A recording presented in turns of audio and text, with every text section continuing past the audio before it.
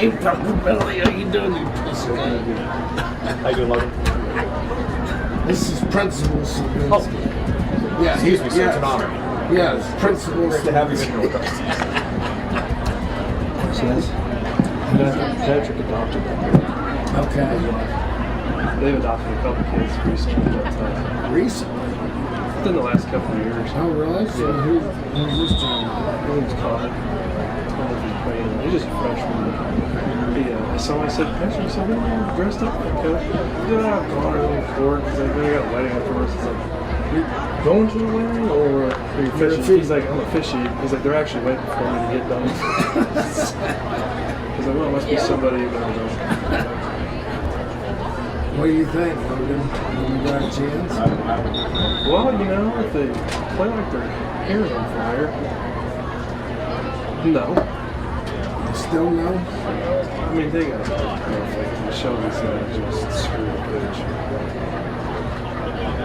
They're just bigger, they're faster, they're more athletic, they're deeper probably. You know, I haven't seen them play this year, but they're where they're at for a reason. Like you just watch Devito just sit there. They just effortlessly, smooth. We don't have that. Well, he's a junior now.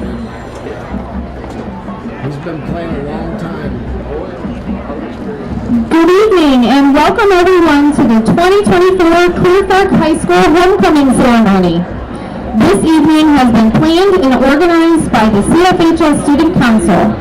The homecoming float was designed and built by the sophomore class of 2027. The Queen's Crown was generously donated again this year by Dave Griffon of Griffon Jewelers, located on Main Street in Belleville. First, we will introduce the freshman court attendants, Connor Bailey and Kylie Ludwig. Connor Bailey is the son of Patrick and Joanna Bailey. Connor is a member of the football and wrestling teams at Clear Fork. Kylie Ludwig is the daughter of Kyle and Ashley Ludwig. Kylie is a member of the volleyball and softball teams at Clear Fork. Kylie is also a member of Student Council.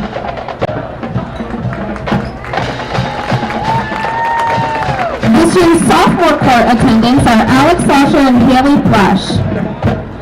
Alex Slasher is the son of Matt and Casey Slasher. Alex is a member of the football, wrestling, and baseball teams at Clear Fork. Haley Thrush is the daughter of Rodney and Kira Thrush. Haley is a member of the basketball and softball teams at Clear Fork.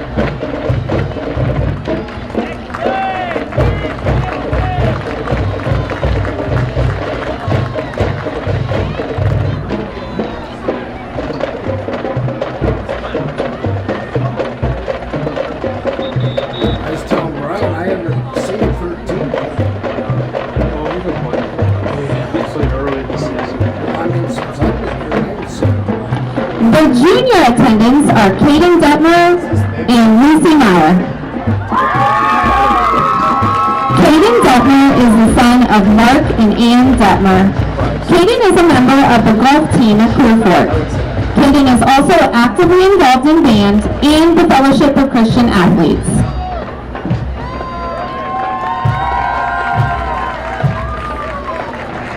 Lucy Meyer is the daughter of Tony and Rebecca Meyer. Lucy is involved in Valley Guard and band. She also participates in musicals at the high school and is a member of the art, Spanish, science, and bowling clubs. In addition, Lucy is a member of Student Council and the Fellowship of Christian Athletes.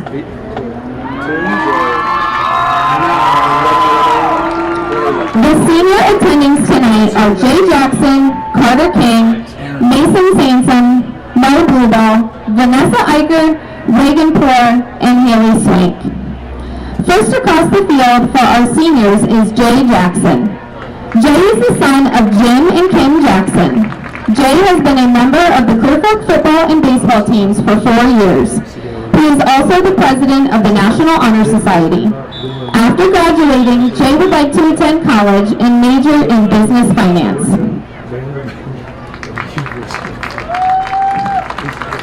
King is the son of Maurice and Lisa King. Carter is involved in marching band, Spanish club, student council, and artisans. Carter also performs at the Renaissance Theater in Mansfield. Carter is currently a CCP student at Mount Vernon Nazarene University. After graduating, Carter plans to finish his business associate's degree and then attend pastry school. He would also like to continue his love of theater by minoring in performing arts. After college, Carter hopes to open his own bakery specializing in international desserts. Mason Sansom is the son of Jerry and Irina Sansom. Mason has been a member of the Clear Fork football and baseball teams for 4 years. He is also the vice president of the National Honor Society. After graduating, Mason plans to attend the University of Cincinnati and major in computer science. Mel Blueball is the daughter of Reggie and Aaron Blueball. She has played for the Clear Fork varsity soccer and basketball teams for 4 years. She has also played varsity softball for 3 years. Melody is a member of the National Honor Society and FFA. After high school, Melody plans on studying finance and continuing her athletic career at Mount Vernon Nazarene University. Vanessa Eicher is the daughter of David and Heather Eicher. She is a member of the Clear Fork football and basketball cheer squads. After high school, Vanessa would like to attend real estate school.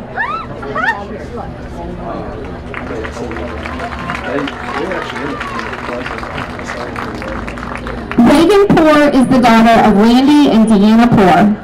Reagan is a CCP student at OSU and enjoys reading in her free time. Reagan would like to pursue a career in criminal justice after graduation from high school.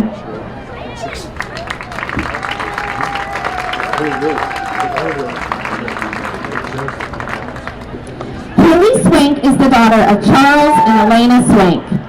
She attends the Knox County Career Center where she studies cosmetology and is the president of her class at KCCC. Haley is a student ambassador at KCCC and a member of NTHS. She is also the cheer captain for Clear Fork. Haley would like to attend the Fire Academy after high school.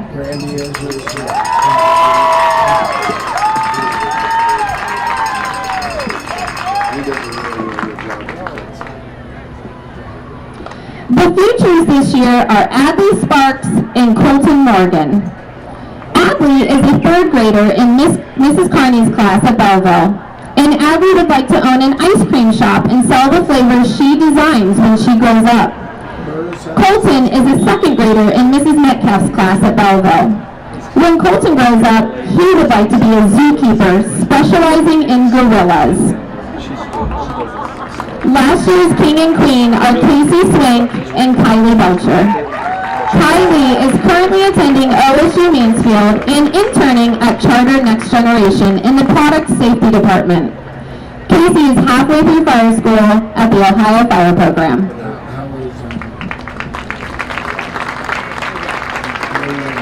Student Council would like to extend a warm thank you to Griffon Jewelers in Belleville, Belleville Flowers, the high school teaching staff, office staff, and custodial staff, Jess Brokaw, the sophomore class of 2027, the high school yearbook team, the Richland County Sheriff's Department, and Entertaining Ed's DJ service for all their help making Homecoming 2024 a successful event.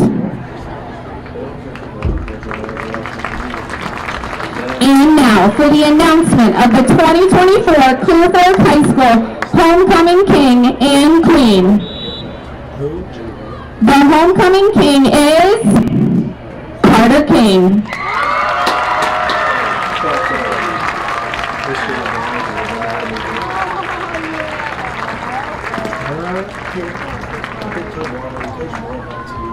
What's his name? Oh, she got her. Okay, yeah, she was a Lexington. She left her.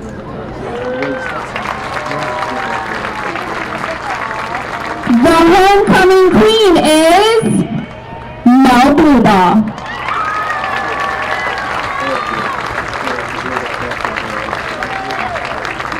No, I'm sure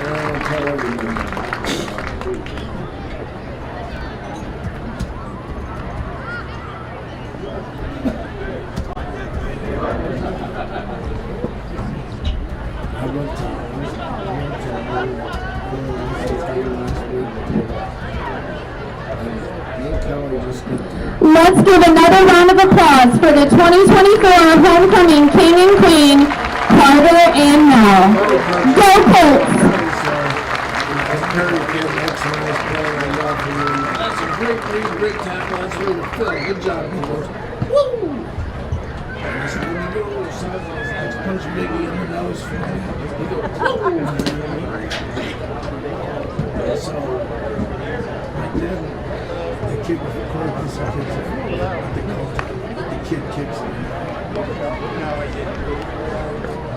All trickles, Kelly kicks it out. And the man is stuck. I give it all that I got will never stop. I give it all, straight to the top, will never stop. I give it all that I have, I let it be, cause nobody's better than me. What do you see? Give it all. Yeah, all that I got, I give it everything. They lost the plot, they think I'm menacing. They wanna talk, but I ain't settling. Circle is tight, feeling like better rings. Whole lot of globe trotting, man, they don't know nada. Bro, gotta show something to me and go harder. So proper, nah, not that, we sure gotta.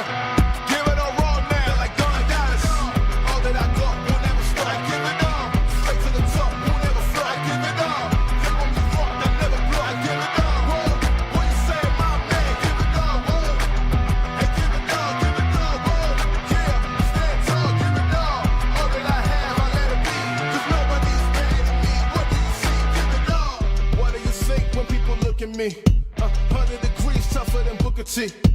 Couldn't agree more, but could it be? I think higher than them all. Truthfully, my pen fire and then some. Apply the addendum. Take this whole thing for ransom. Give it all I got for attention. Nah, the mention of life well lived, for instance. Give it all.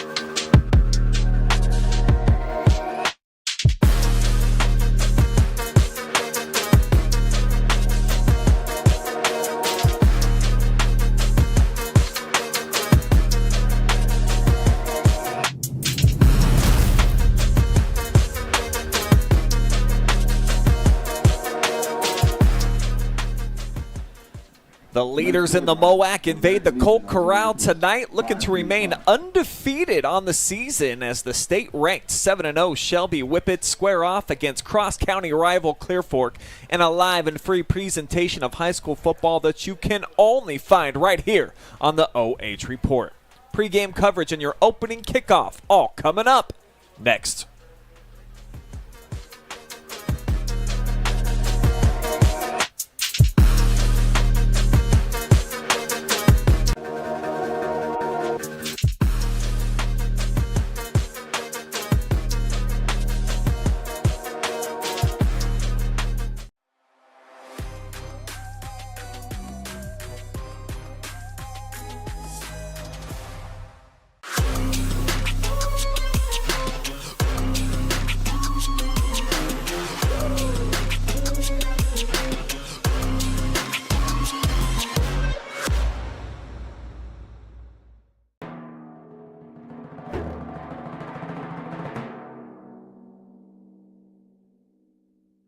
Picking up new hobbies such as cooking is another manly way to avoid depression and reduce stress. Today, I'm going to teach you how to make my world-famous guaco mahogany. First, mash up 5 or 6 of these green things. Then add hot sauce, this lettuce stuff, these red things, salt, some of this stuff, and limes. And finally, bacon to taste.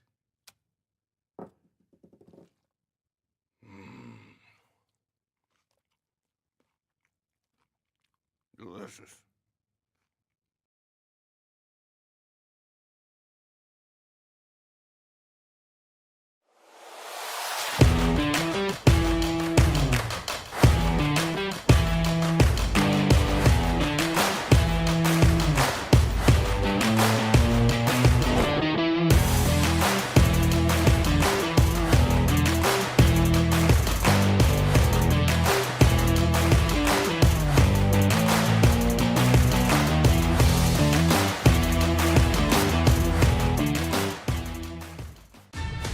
Who's got your case?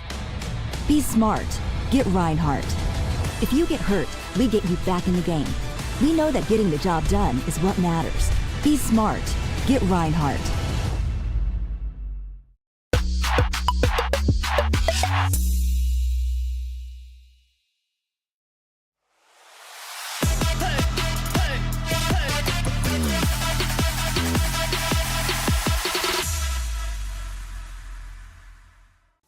Take a look at all the action from Friday Night Football right here in North Central Ohio with great analysis, highlights, coach interviews, and so much more every single Friday night right here on the OH Report.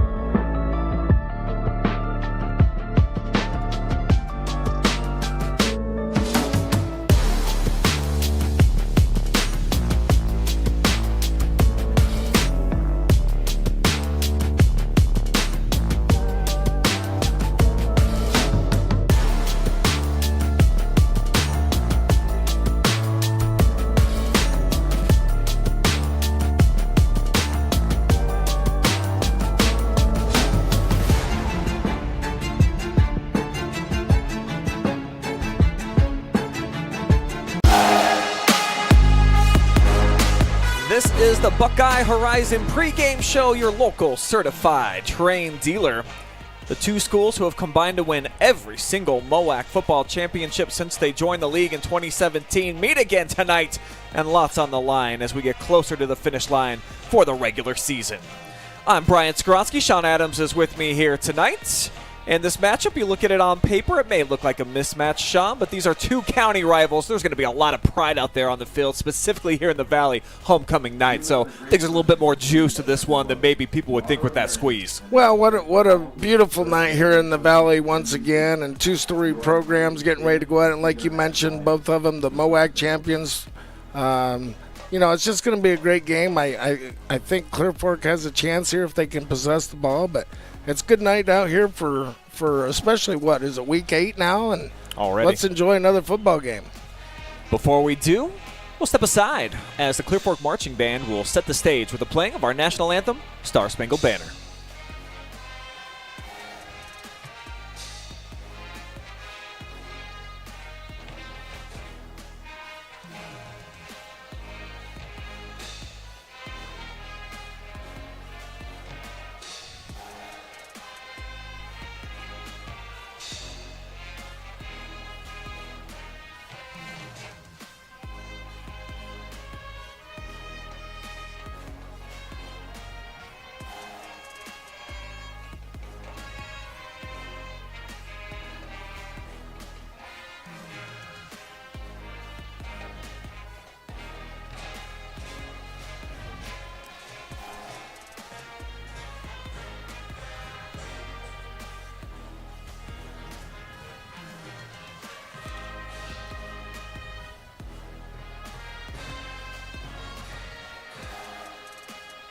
Caps off to the pride of the Valley. Clear Fork Marching Band always does an awesome job of setting the stage as the fireworks pop off overhead here in Belleville for an awesome game. And it's been an awesome start to the season for the Shelby Whippets, ranked number 6 this week in the Max Preps Power Poll. They've got the best offense and the best defense in the MOAC in terms of points per game, coming off an impressive running clock victory over River Valley where they scored a season-high 55 points. So this team clicking on all cylinders. They look like they're in midseason form, and just watching them in the pregame, Sean, it feels like there's a lot of great energy, good momentum, and certainly a lot of skill on the field too. Well, and I, as you mentioned, you watch them during pregame, and I see a team that's relaxed. You know, they're just here ready to play, and it looks like they're business-like, relaxed, and just ready to take care of the next obstacle that's in front of them. And tonight it's a formidable Clear Fork team with, I think they have a good defense. And let's see what they come up with tonight for Shelby. Whippet faithful all on hand, taking in the game as the visitor bleachers just about full here tonight. And, of course, they got the fences lined up around the field.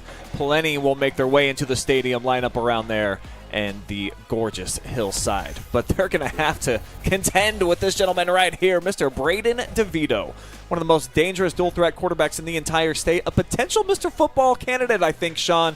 He just surpassed Whippets legend Brennan Armstrong as the all-time passing leader, over 7,700 yards, and he still has a long way to go in cementing his legacy to be the best maybe to ever wear that uniform. Hey, Shelby's got a storied past with great quarterbacks. You mentioned Brennan, and then you had was it Merrick Albert, and then you got this guy. I mean, they've had some throughout the years.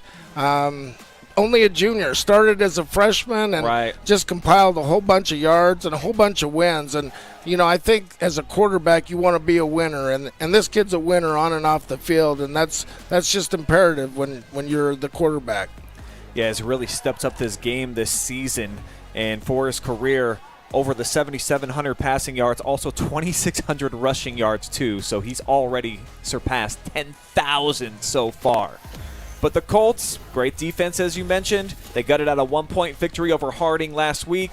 And, they've kind of cycled through a few different offensive identities. I've seen them a few times this season. This will be my 4th, actually. And they've kind of tinkered with a few things. So we'll see if they've kind of selected something that's working for them. Been ultra competitive, though, here of late, Sean. We saw them overtime loss against Pleasant. So these back-to-back weeks taking on the Marion County teams, they've really looked pretty sharp. Well, I think the first game I was here was Lexington, and that was when Appleman was their featured back at tailback. And then a couple weeks ago against Pleasant, they had Schlosser in at fullback, and they kind of featured the sophomore. So was it Porter Schmidt, the sophomore tailback? So let's see what they do here. But they have their quarterback back. They look to be healthy, and they're home, and it's homecoming night. Let's see what happens. Speaking of that sophomore, Porter Schmidt, actually a junior. He's emerged now as kind of the starter in the backfield now, Coach. And, you know, he brings a dynamic playmaking ability. I think he hits the hole with some conviction, and he's got some speed where when he gets out there, he can certainly pull away from the defense as the Colts are out onto the field carrying those Butler and Belleville and Clear Fork flags. Just one of the great displays, I think, that we have in high school football here in the area, a place where you used to coach, Sean, and one of the most well-supported teams, I think, too, down here in the Valley. Absolutely. You know, they honor their heritage here in Clear Fork. You know, the Belleville and the Butler people combined to make Clear Fork. This hill actually was in Belleville when the Belleville teams played, and they wanted, when they built the high school, they had to have a hill. So this hill has seen a lot of good football games, and it's just a great place to be, and I think Shelby kind of rivals that too. They take a lot of pride in their football team over there, and they've had some great success over the years in the now defunct NOL. And there are the Whippets coming out onto the field representing the USA. You can never go wrong there when you're carrying one of those. America here in the house, and Shelby feels like they're America's team in the MOAC. The defending champs split it last year with Ontario, who also 7-0 coming here into tonight. And we'll take a look now at the MOAC standings, where the Whippets tied for first place, and that's what you get when you're undefeated right now, 7-0, 7-0. A collision course for next week, week 9. Pretty much everything will be on the table when Shelby will host Ontario, and that one, very much looking forward to that game. The Warriors taking on Harding tonight, the bottom feeder. Yeah, that ought to be a dandy, but they got to get past this one tonight first. And, you know, anytime you get 16, 17, 18-year-old kids together, anything can happen. And let's see what Clear Fork's got for them, and I'm looking forward to a great game. Let's dive into our keys to victory for the Colts, presented by Buckeye Horizon. I'll go first. How about just move the ball, Sean? This is a team that offensively, they can get stagnant at times. You got to try to keep Devito on the sideline. I know that's your key to victory. Well, yeah, I think that, you know, anytime that you can keep this prolific offense off the field and grind out first down after first down after first down and keep possession of the ball, you know, that gives you a chance to win late in the game. So you got to keep Devito and this offense off the field. And for the Shelby Whippets tonight, they're going to get some looks in the passing game with their dynamic quarterback. Man-to-man coverage, got to be able to exploit it. They'll see some zero coverage. We see they like to trot those safeties up and help in the run support, so you got to be able to capitalize when you get those looks if you're Devito. Well, absolutely. If Clear Fork gives them man-to-man all night, I could see that it's going to be a long night. But, you know, for Shelby, in order to win, I think part of their program is we're going to get up on you, and we're going to get a stop, and then we're going to get up and get up and get up, and then eventually we're just going to take your soul. So, you know, for Shelby to win this game, let's get up early and don't allow Clear Fork to hang in the game. Just about set for kickoff. It'll be Whippets football first, as that wraps up our Buckeye Horizon pre-game coverage. Your local train dealer here in North Central Ohio.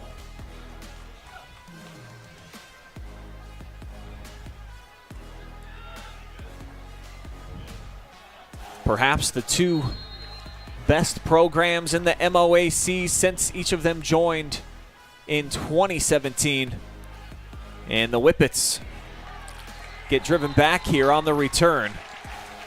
But decent field position for Devito and company at the 34-yard line to start things off.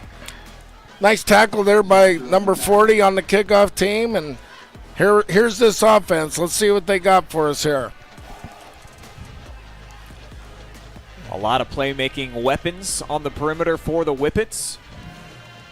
And then Marcus Gumper in the backfield. First down on the 34-yard line. So DeVito has plenty of weapons to try to sprinkle it around to throughout the course of the night. but seems to do his best work when he calls his own number. Well, it looks like Clear Fork is playing man-free here, and they're going to... They're playing man-free, and they just got toast. Absolutely obliterated behind the defense goes Caden Price, his second touchdown of the season, and the Whippets on the board immediately. That's not what you wanted to see as a Clear Fork fan. You wanted to try and make them earn something, but that's typical Shelby program right there. We're going to strike early, and we're going to strike often. Take a look at that last throw, right on the money.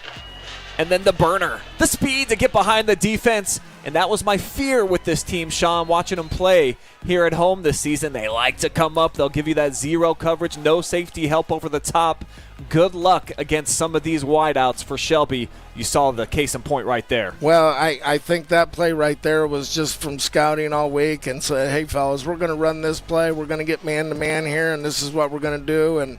And they executed it to perfection. What a great throw and catch by Shelby. Caleb Stairs on to kick the PAT, and the lefty will thread it through. So early on in the contest, on this bomb right here to Caden Price, it is Shelby taking the early lead.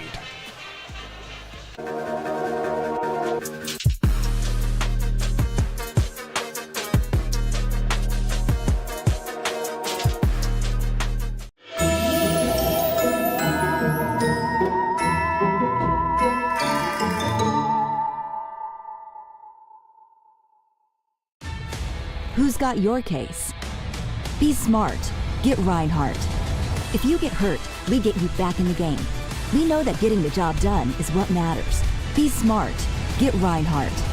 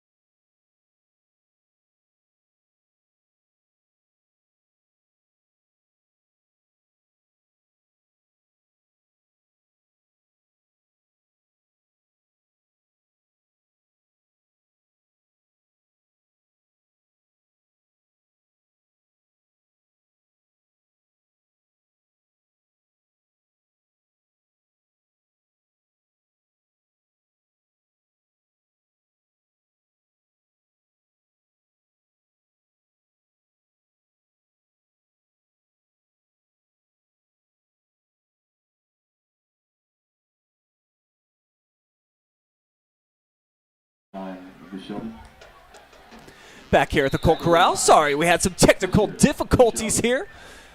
And as we return, we've got a Whippet down on the ground as Clear Fork, one offensive play in here on their drive. Marcus Hoflich took off on a quarterback scramble and was able to bust close to enemy territory, and then they took it across.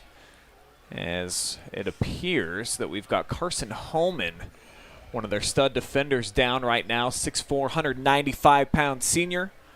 Beautiful night here in the Valley. And he'll be helped up to his feet. Good sign there. You can just tell these, I mean, both teams been in the weight room, but Shelby, you know, year after year after year, and you're in the weight room, it just kind of is just what you do. And you definitely can tell these kids are in the weight room. Just a good-looking bunch over there. Obviously, they were able to strike for that early score. Looks like Shelby's playing a little man-to-man here. High snap, but it's handled, and here goes Schmidt up the middle. And Porter Schmidt takes it for a first down to about the 40-yard line. Well, you know, I think that's a good sign for Clear Fork. Shelby's got everybody and their brother up there in the box, and they're still able to get 7-8 yards. So Clear Fork, keep running the ball, take care of the ball, be disciplined, don't get any penalties, and you got to finish. I like how that Porter has really matured over the year, and he's starting to run with a little bit of a lean. He's a good, tough back. First down, fresh set, Hoflich through the air, and he completes it. Strike right on the money, and he hits Devin Oswald for another first down. Nice play call by Coach Brokaw there. Looked like Shelby was in cover two. A little play action on first down and try and hit somebody up the middle. Great job. I think if you're Clear Fork, you're kind of happy with how things are going here. There's Shelby's loading the box, and you're able to get 6, 7, 8 yards. So let's see if they can continue to do that. Another fresh set on the move are the Colts. And they'll keep it on the ground here, fighting for extra yardage. And a gain of 7 here on first. We'll set up a second down and second, or a second and short. Fisher and Ream on the tackle. Yeah, and if you're Clear Fork, you got to like this. You're down in four down territory. You got second down. Is this a time that you take a shot, or you just stay with your game plan and keep grinding them? Let's see what they decide to do here.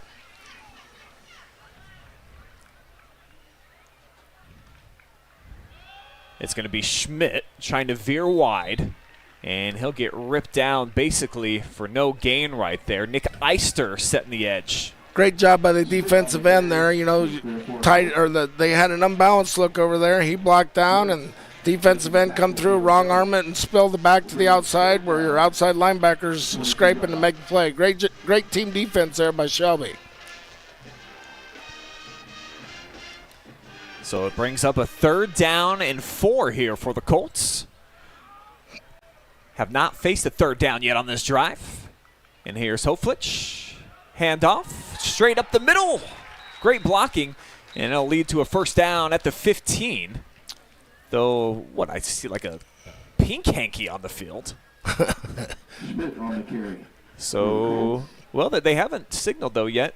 Coach, is there a flag somewhere that I'm missing? I don't know. I didn't know that they had pink hankies. And the chain gang has not yet moved either, so actually it is going to be a penalty here. Our graphic shows that it should be yellow, but they're pink tonight. It is October. It is. Good for the officials. Get in there.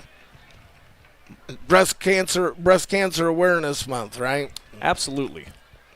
Shout out to all those tough moms out there that have battled through that, and we wish you well. We'll make the play 3rd and 14 for the Clear Fork Colts. This is not where Clear Fork wants to be. 3rd and 14. Look for Shelby to pin their ears back here and get after them. Clear Fork's going empty, and Shelby's man-to-man. Hoflich straight back. He'll gear his way up out of there. Stutter step, but he's going to get tackled at the 25. That'll be about 6 yards short, but still makes it manageable here on an upcoming 4th down play. You know, this is a great job by 22.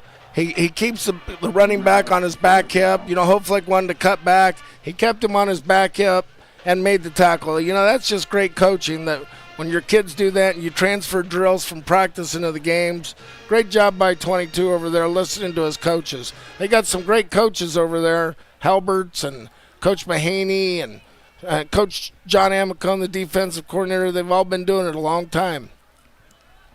Yeah, certainly like an all-star lineup. Greg Galloway as well, Nathan Craig, Zach Hartz on the coaching roster. As they'll move the pocket here on 4th down on the run. Hoflich tries to hit a diving Jay Jackson, and it's just off of his mitts.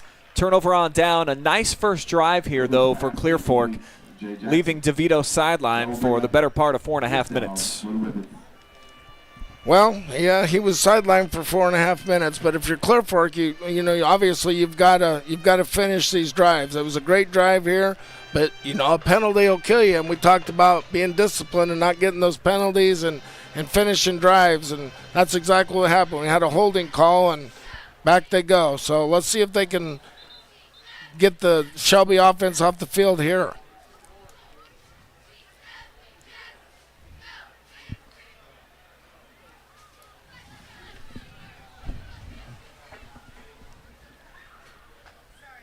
Referee's waiting to reset the football. Holding things up just for a moment. Now Devito so far 1 for 1, 66 yards and a touchdown. Empty this time, straight back. And he'll zing it just a little bit too tall that time. The same target as who scored the touchdown earlier. That's Price. This time too much. Yeah, they still play man-to-man over here on this side, trying to get the ball number 4 on a crossing route. Clear Fork's going to stay man-to-man, aren't they? I think, you know, you've got to try and confuse your quarterback a little bit. Look for him they continue to play man-to-man. He's going to take off and scramble.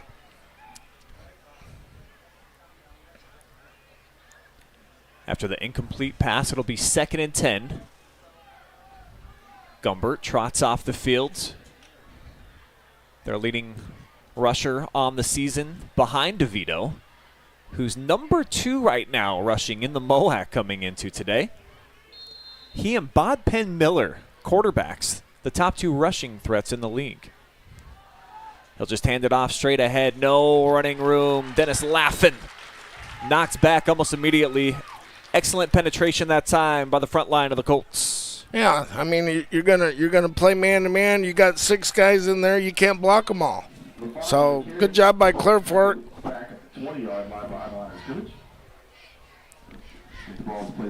Make it 3rd down. 3-yard loss on the play. Ben Campbell on the tackle. But we've seen Shelby, so much explosion. 55 points just last Friday night. Clear Fork's confused. Looks like they're man-free again. Devito looks left, rolls out right. Stutters. Now back across his body. It's Caden Price again. He'll be stopped well short, though, so the Clear Fork defense holds as it's now 4th down for DeVito and company. Good job by Clear Fork there. That was a good possession. Good job by number 13 staying with his guy and knowing the scramble rules and get the ball back here. Good job by Clear Fork on that defensive series. They'll put 2 men back. Davis Hoflich along with Jay Jackson, standing at about their own 34-yard line, awaiting the punt from Michael Shepard. It's a good snap. High end over end punt. And a fair catch is called for and made at the 37. So it'll be quality field position for the Clear Fork Colts as they've got a Mechanics Bank 1st down. And a chance to get themselves right back here into this ball game, Coach. They've been leaning on their defense all year, and the most challenging schedule in all of Division IV this season. They've had to endure some real treachery here in the early going. They have, and you know they've continued to get better and better. You know, I'm surprised that they're still playing man-to-man, but that's what they believe in. The kids believe in it, and if the kids believe in it, then you've got it all where you want to be. They've got to have the buy-in. So let's see if the offense can't come out here and get some points on the board. Looks like we're going to get a timeout taken by Shelby here, so we'll take one with them. We'll be right back. 1st down and 10 for Clear Fork when we return.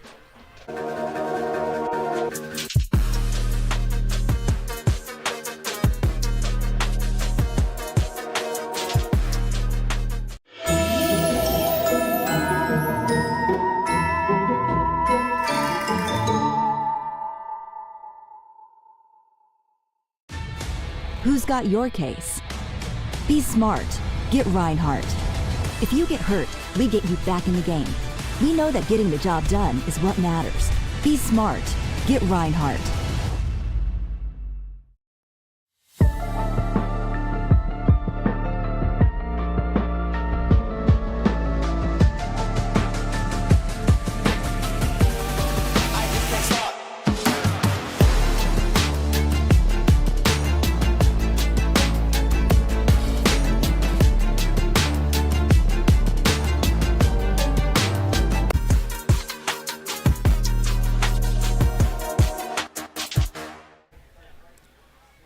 timeout taken by the Whippets on a change of possession as Clear Fork gets the football back after a successful opening drive down into the red zone. But as we've seen on an occasion or two this year, penalties obviously can really disrupt your momentum in the way that things are going. And that's what took Clear Fork out of it as they gave the ball over on a 4th down attempt, but a 3-and-out forced by their defense, and they are right back at it with the offense on the field. I'm Brian Skowronski, Sean Adams with me here tonight. Fun game, Richland County rivals going at it. Clear Fork, huge bonus points up for grabs here if they can knock off an undefeated.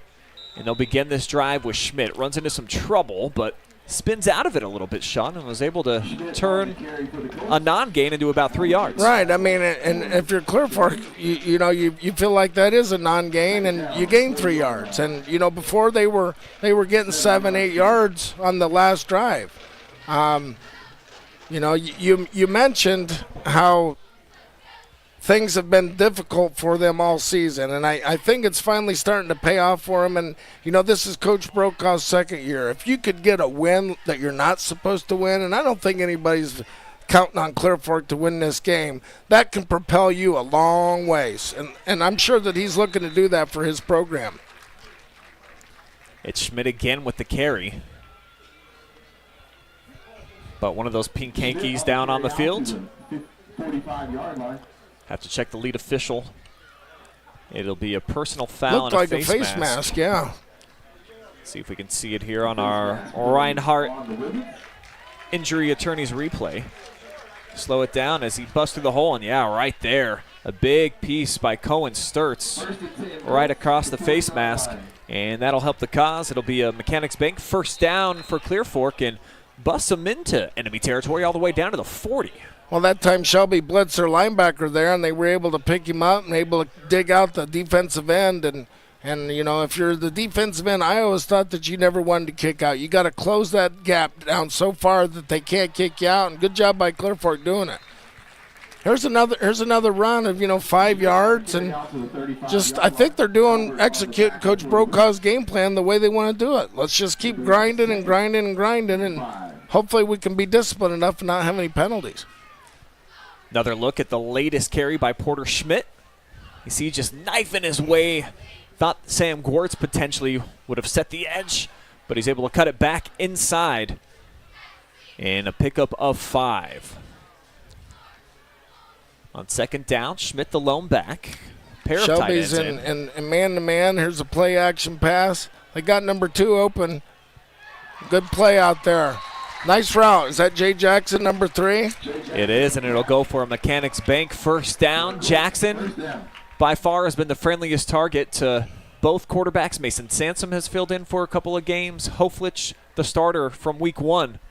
And he's returned and looked really sharper these last few weeks, Sean, after that back injury. He has. I like how he's able to extend the play. That was a nice play call there. They ran a flood route over there, and Jay was able to shake off his defender and get open. So it's got him on the doorstep here of breaking into the red zone for the 2nd time in as many drives. Whippets show blitz. They'll bring it. Design quarterback run all the way. And Shelby just had the perfect play call design that time as he's ripped down in the backfield. Sam Gwartz got to him for a loss of about 3. Yeah, that was we're gonna bring the house here. And they brought all 3 linebackers. They brought 7, and you can't block 7. So that's the end result right there. You get your head slammed on the turf. 2nd and long. They'll break the huddle, and Clear Fork sends Alakai Price wide to the right. Jackson here down to the bottom of your screen. They'll just run it, and this is Porter Schmidt. Got wrapped up basically at the line of scrimmage. Nowhere to go. I think that was Sansom, wasn't it? Number 6 carrying that one. It is Mason Sansom that time. Senior, and was up for homecoming king here tonight, a member of the senior courts. So congratulations to Carter King, who was named king here tonight. And then the queen, Mel Bluebaugh, who's having just such an exceptional season on the soccer pitch. Just scored 5 goals in their last match against Riverdale. You know, I taught with her mom, Erin, and just a great family. You know, the brother, we don't have enough to say about him, and you know, he's doing well. And what a great family here in Clear Fork. Congratulations what a great to Mel. catch. How about Devin Oswalt climbing the ladder that time, Sean? We'll Heck run it of a back catch. here. That was a heck of a catch by him. Flag on the play. Oh, well, here comes the pink hankies again. But check this out. Up and over the defender. Pretty nice coverage there as Travis Sloan undercut it, but it's all for naught. Was it holding?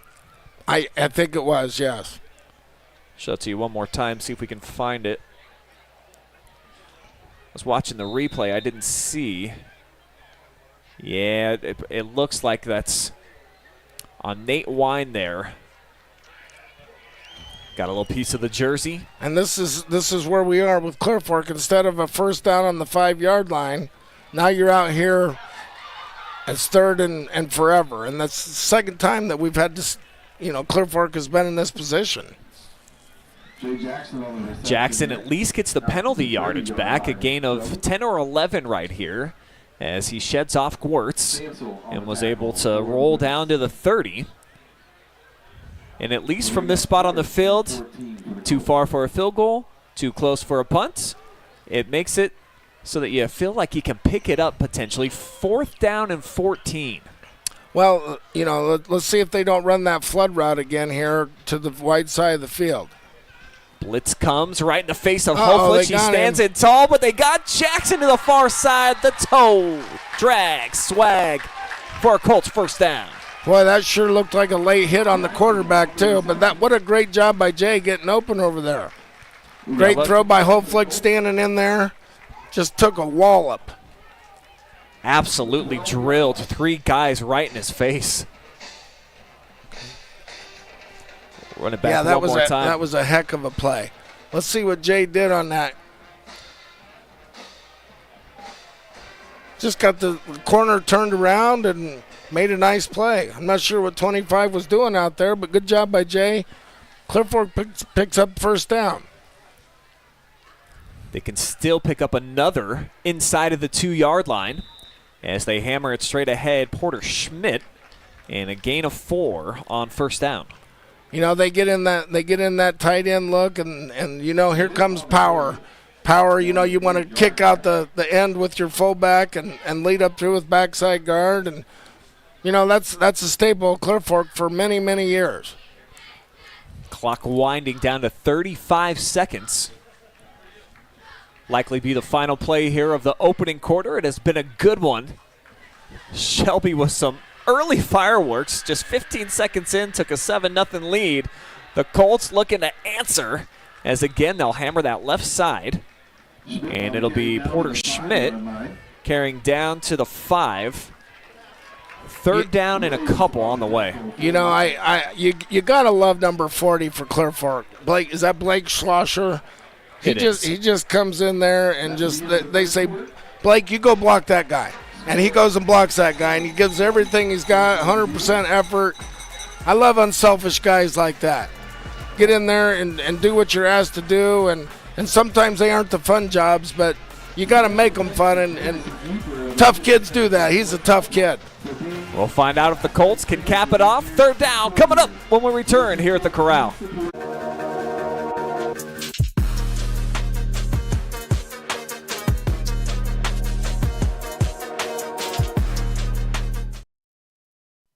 Men have a way of doing things.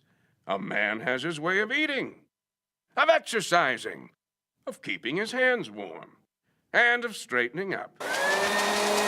So, when a man faces a serious life problem like divorce, depression, or suicidal thoughts, shouldn't a man have a way to deal with that too? Well, now he does. I'm Dr. Rich Mahogany. Visit me at mantherapy.org.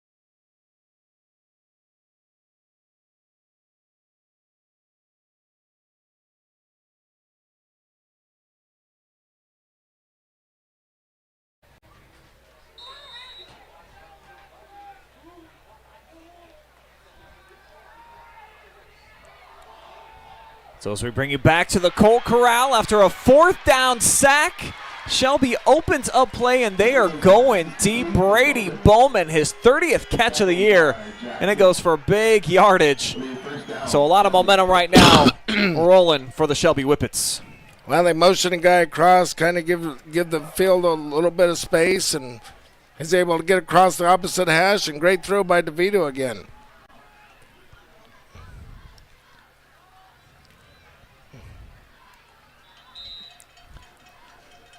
Shelby's not even letting the chains get set. They're trying to create some tempo here.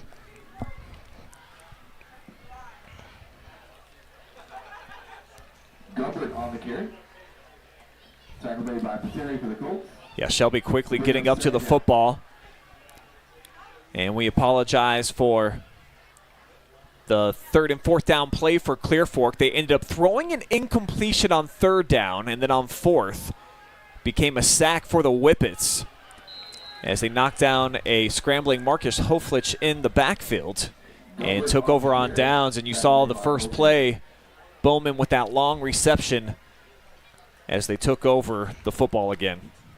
That was a nice play design by Shelby there. They motion the running back out a little bit, and then they bring him back like it's a jet sweep. Nice little play design there. Haven't ever seen that.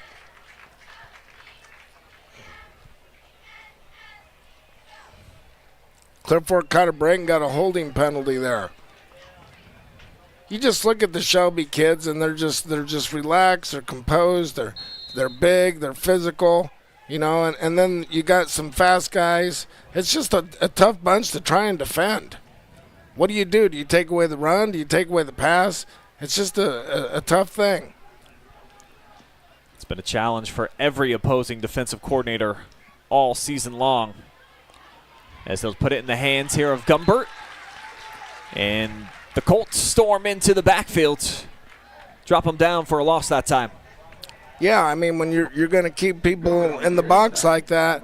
Now, I've noticed that they had a tight end there that time, and I didn't see anybody over the top of him. I'm sure they got him assigned, but look for Shelby to come back, maybe try and hit a tight end down the seam.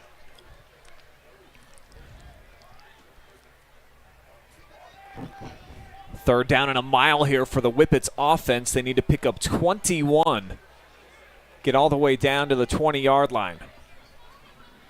Looks like Clear Fork is playing man free here. They'll bring some heat right up the middle. Devito has it slapped right back in his lap. Who was that on the blitz that got a piece of it? It looks like it was Ben Campbell, one of the captains. Yeah, nice job by Clear Fork. They played man free and then brought the rest of them. Back picked up somebody, so, you know, great job by Clear Fork. We talked about their defense. Their defense has given them a chance pretty much the whole year, except for week 1, I think. But, you know, that's an old animal in itself in that Perkins bunch. But good job by the defense here. Yeah, Perkins right now rated number 1 still. In region 14 as we get a fake punt, but the throw is off the mark, trying to find Sam Gwirtz. That's Michael Shepard back there, the sophomore. And the pass a little bit too tall, Sean. What do you think about going for it here? Hey, what the heck? You know, that's kind of the Shelby way is, you know, there's not too many yards that we can't get. And we got 4 downs to try and get them, and we're going to try and get them any way we can. You know, they tried to sneak one past, and Clear Fork had the guy covered.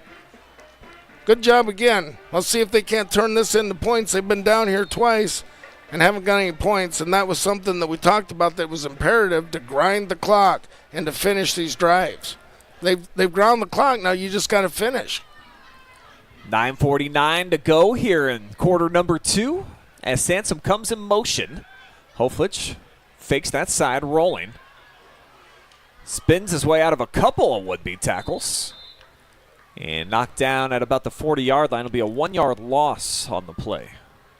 Yeah, it looked like a couple Shelby defenders just trying to block him instead of wrapping up and tackling. Saw Sam Gwirtz go whizzing by after he escaped out of the arms of Cohen Sturts. But still a loss here for the Colts. You know, the last against Pleasant, we saw Schlosser in there and Appleman along with Porter Schmidt, and they were able to have some nice drives running the ball that way. I see they're in there again. This is Schmidt tilting the rock out to the 45-yard line as he scampers for a pickup of 5. Schmidt on the carry. Tackled by Whippets. Schmidt, our player spotlight tonight. He's been the featured back. It'll bring up 3rd and 6. And a lot of changes for this offense, as we mentioned, from the beginning of the season until now, which allowed Porter, now in his junior campaign, to get himself into a position to be the lead back. As Sansom now split out wide, he's been more of the fullback. Heat coming, and a quick turnaround off-target pass to Jay Jackson will make it 4th down. Yeah, they tried a little play action on 1st down, and when you do that, you don't get anything. It puts you behind the sticks, and that's something that Clear Fork doesn't really like to do. That's not in their wheelhouse, and so now it made it 2nd long, 3rd long, and then, you know, here we are 4th down again. Jackson did have a couple of catches on his previous 2 targets.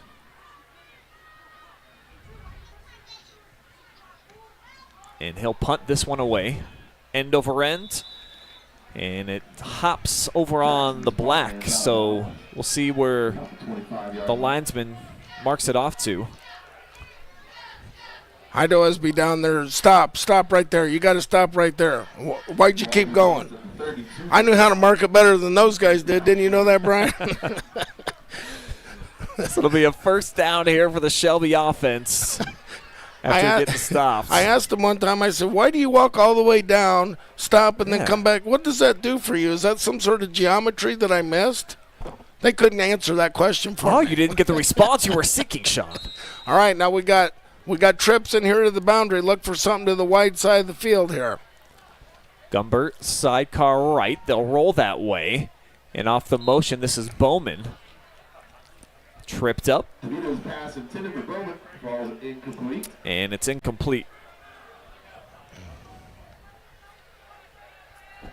It's a little behind the intended target, and that's been a connection so far this year that's really gone big. 30 catches for Bowman, 6 touchdowns already, and over 600 yards. Well, you know, I think of, and obviously I'm sitting up here and Coach Mahaney's down there, but I think we've got to get Brayden Devito in the game a little bit here. He seems uncomfortable. You say he's the 2nd leading rusher in the MOAC. Maybe we need to get him some touches and let him run the ball a little bit and try and get him in the flow of the game. No design runs yet for number 2. There he goes, and he's got some space, but he wasn't even looking to run. Instead, he'll have the pitch and catch to Bowman. Oh, come on now. And a flag comes in. He's just knocking him out of bounds. That wasn't anything dirty there. You know, that he got him outside the pocket there and able to make a great throw on the run. Let's see. Looks like Bowman was a couple of feet already in the chalk before Price came in and delivered the hit, but it wasn't that much contact, to your point. Will set up Shelby, though, with the Mechanics Bank 1st down. You know, I like now Coach Mahaney's saying, okay, you're going to bring all that pressure up the middle. We're gonna roll our quarterback out and give him a chance to either run it or pass it. They'll flip-flop. They'll hand it off to DeVito. He'll pitch it. This is Bowman. Gets out of some trouble, and Brady Bowman turns what should have been a loss into about a 5-yard gain. Shelby with a little trickery here. They're moving their backs, and now they're running a reverse. And, you know, there's just too much penetration there by Clear Fork. This is a nice hit by 13. I haven't seen 13 play, but I'm really impressed with him. 2nd and 4. That's Alakai Price coming up with the stop right there, the sophomore. Sansom nearly had him dead back at midfield. Here we are with the tight end over there on that side. Let's see if they got him covered. They got number 11 over the top of him.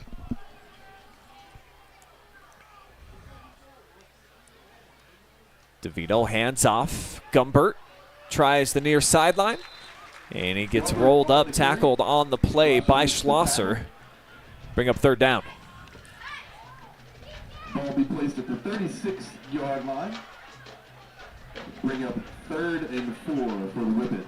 Blake, a solid tackler in the open field. For the Whippets. Yeah, Clear Fork, they definitely work on the fundamentals. They get off blocks well, and they tackle well.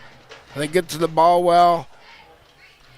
Now DeVito has the whole wide side of the field. Now we got trips into the field, into the boundary again. Something's going to be happening up top. 7-11 showing on the clock. Bowman on the jet sweep. He's got the speed, the edge. Wow.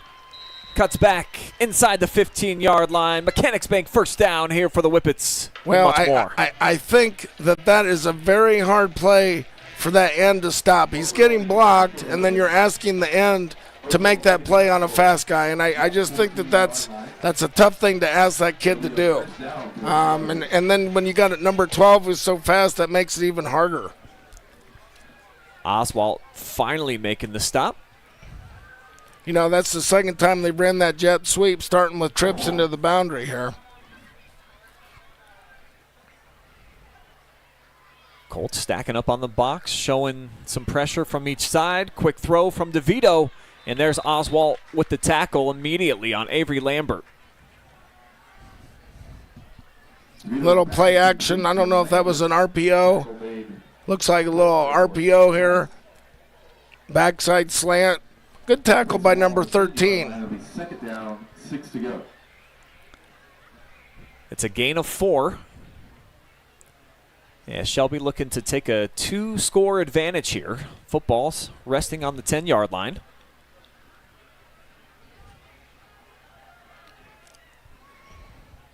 This is the longest sustained drive so far for the Whippets. They've had those explosive plays, but they've been working their way. Well, they got a tight end up top in the wing again. Here goes DeVito with the run. And it's Oswalt bursting into the backfield. He'll drop him for a short loss. Stop by Oswald at the Well defended this time by Devin Oswalt. It's a 3rd and 7. Sheds off the blocker that time, Bryce Booker. And he's able to disrupt it. First time that we've seen them design a run play call tonight. And only 5 minutes, 20 seconds showing on the clock here in the second quarter. Let's see if they don't sprint him out over here to the field and give him a chance to run it or pass it.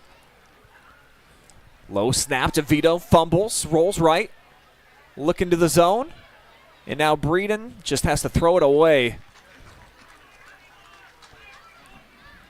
Shelby, they've had some good things and bad things. They just kind of look out of sync here. They made some great plays and then some not so good plays. But you got to credit this Clear Fork defense. That was a great job by 28. Oswald's been heavily involved here on this drive, getting some pressure in the backfield. Play clock. I like these sophomores for Clear Fork. There's quite a few sophomores here, and I really like them. They're going to be a formidable opponent the coming years. Play clock's down to 5. And that's when Shelby's going to burn their second charge timeout. Actually, it'll be Clear Fork that wants to talk things over here on what's a really big down, obviously, for both sides here. Sean, a stop, and you get the football back. Keeps it just a 1-score game if you're the Colts, who they've defended well here tonight. And really, to your point, outside of that Week 1 beating that they took, 55 points allowed by Sandusky Perkins, they've been solid. They have been solid, and Coach Scheid's been around a long time, and he knows how to run a defense, and the kids have bought in, and I mentioned these sophomores. They're going to be a handful as they continue to mature.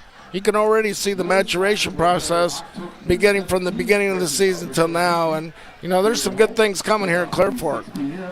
Here's what the Colts have been doing in terms of their journey so far. 2 great matchups. 6-1 Perkins, undefeated Granville to start off the campaign. Now Lexington's won 4 in a row, get a win over them.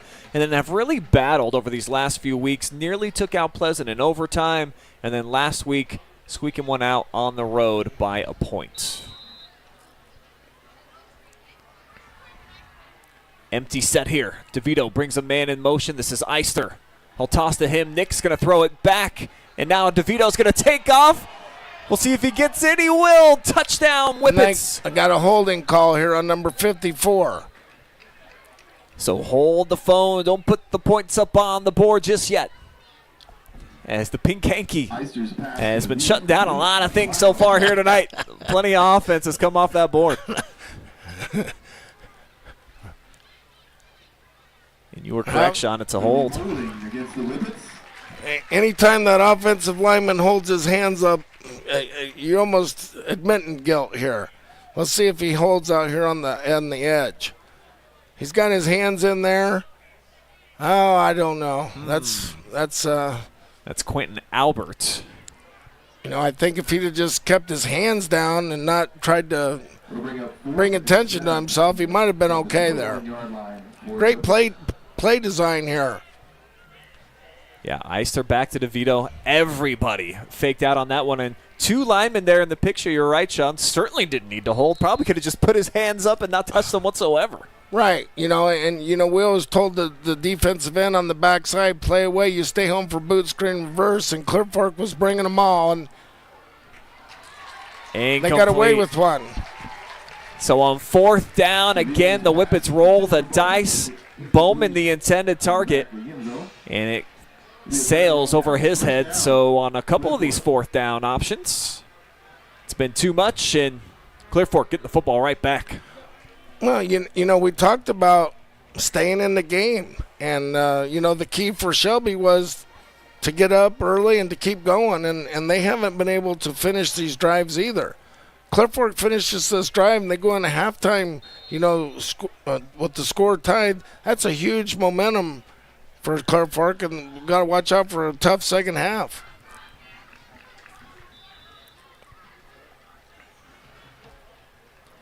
They'll run it straight ahead on 1st down. Maybe a yard pickup here for the Colts.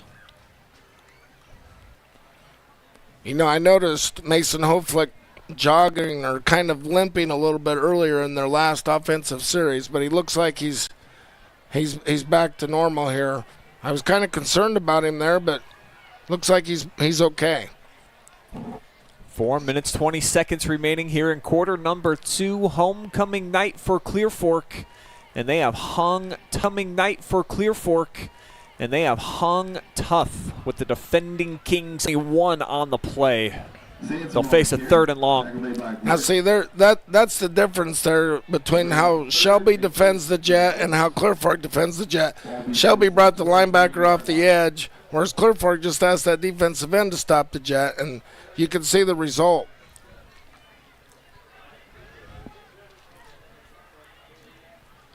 Hoflich and company will need to pick up 8. 1st down line to gain is the 32.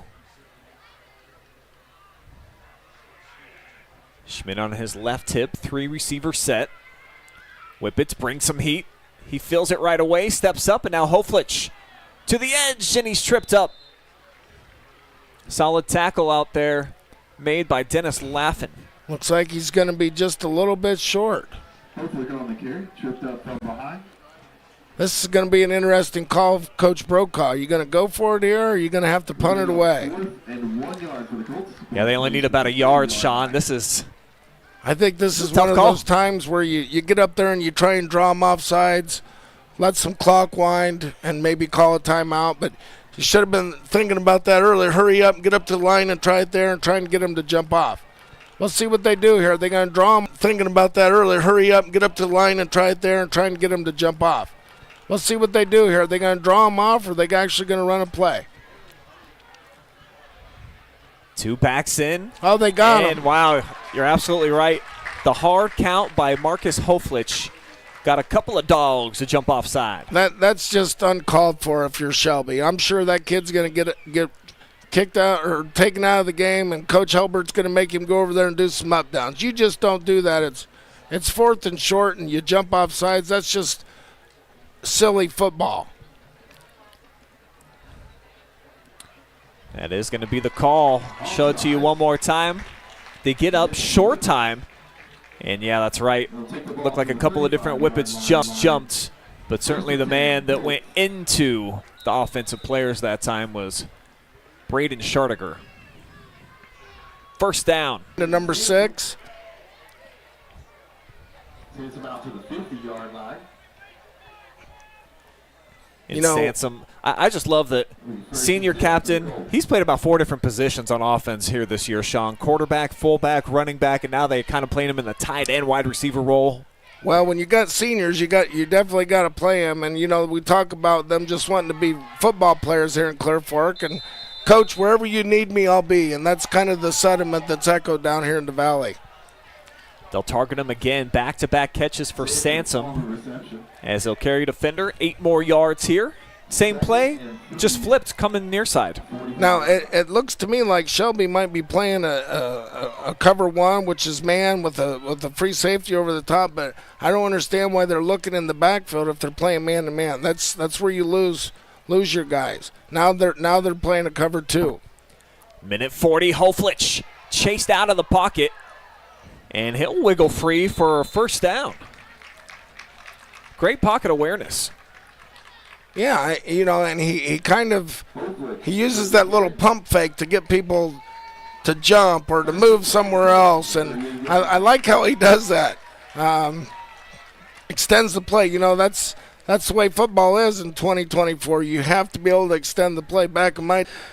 Not the case anymore. Marcus, 6'1", $160, wiry, and an excellent athlete, and that's the case a lot of times at the younger ranks, Coach, where they'll identify who's one of the better scramblers and try to form him into a passer. As we'll get a timeout taken here by Clear Fork. It'll be their second charge timeout, but on the move here. And a great opportunity to try to tie things up here before the break. Minute 34 showing on the clock. Thank you to Blackstone. As I look at this first half, I see that penalties have been crucial. This fourth down, kid jumps off sides.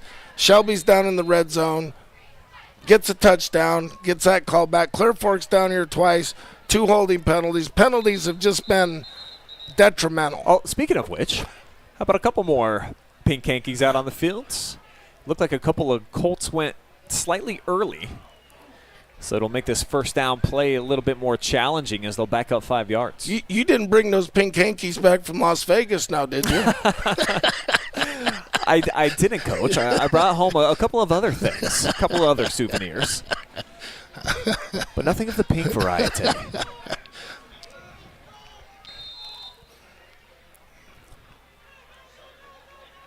After the flag, instant pressure. Hoflich gets out of it. What a dart he throws down the near sideline. Jackson with the reception. Great job by Jay. I think he was running a deep route, and scramble rules. You wanna if you're running deep, you want to come back, and he was able to come back to the ball and get himself open, and now they're making it a second and short. Jay Jackson has been the receiving threat for Clear Fork so far this year. 25 catches now, almost 250 yards as Hoflich gets his jersey yanked on, and he'll be drugged down here on second down. Almost got away from the pressure. Well, Shelby was bringing the house there. Man to man, and they were bringing everybody, and you just can't block everybody. Ripped to the turf by Cohen Sturts.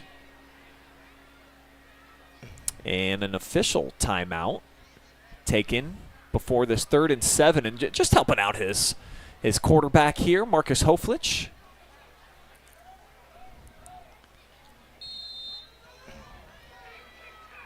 Got Schmidt to his left. He'll roll right. Pressure. A fourth down here, 55 seconds to go. Shelby gets a stop here. They get a chance to score again going into halftime. Big play coming up for the Colts. Now, the last time they ran trips, they ran that flood route with Jay Jackson over there. We're going to tell him to get to the sticks. Hoflich immediately trying to escape, and he'll get drugged down, sacked on the play.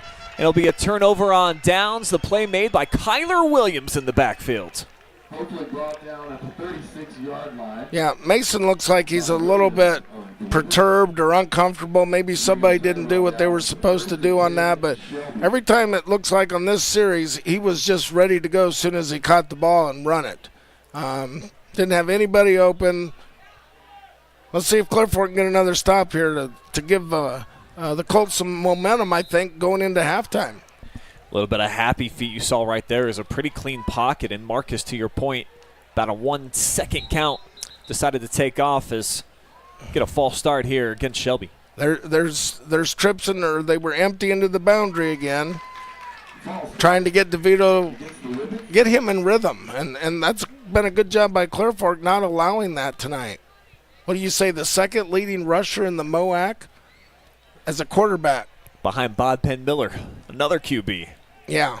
Pretty special what these two have been able to do, dueling back and forth. Who leads the MOAC in passing? I believe Devito by quite a bit. Devito, okay.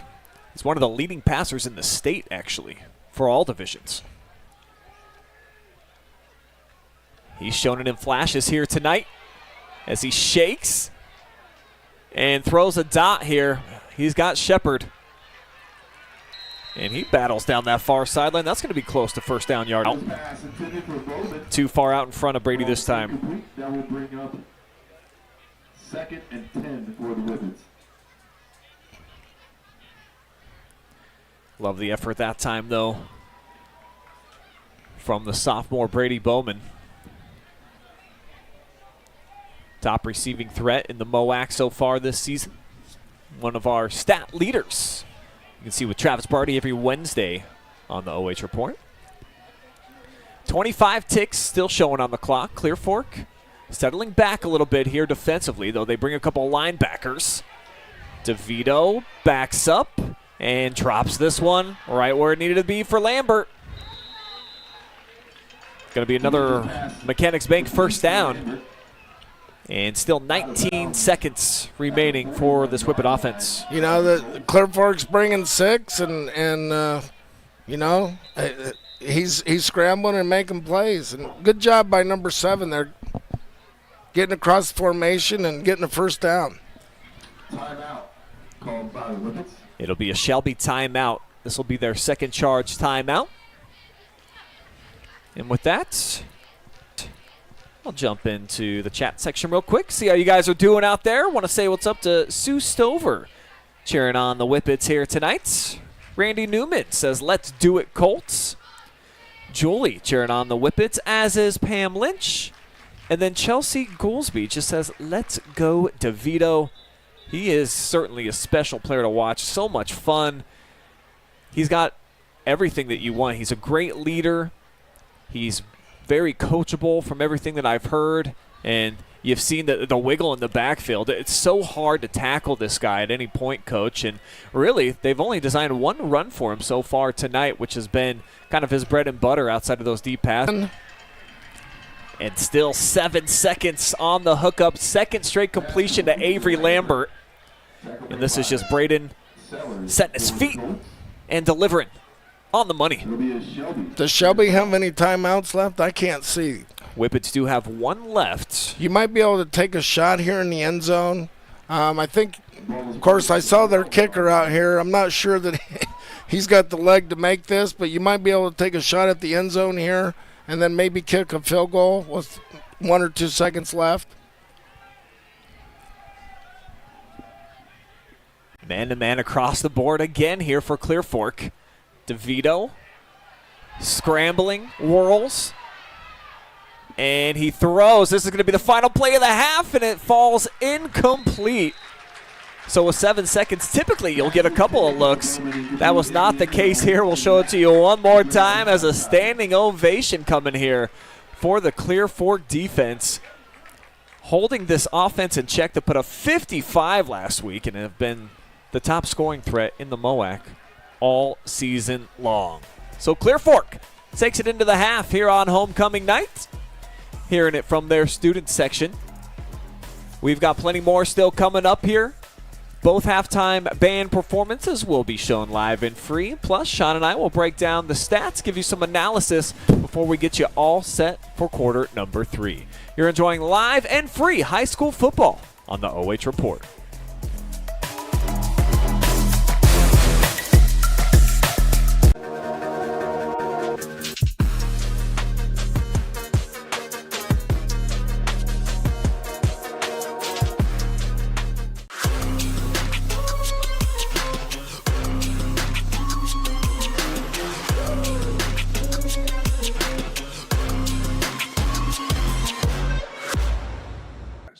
I'm Dr. Rich Mahogany. Visit me at mantherapy.org.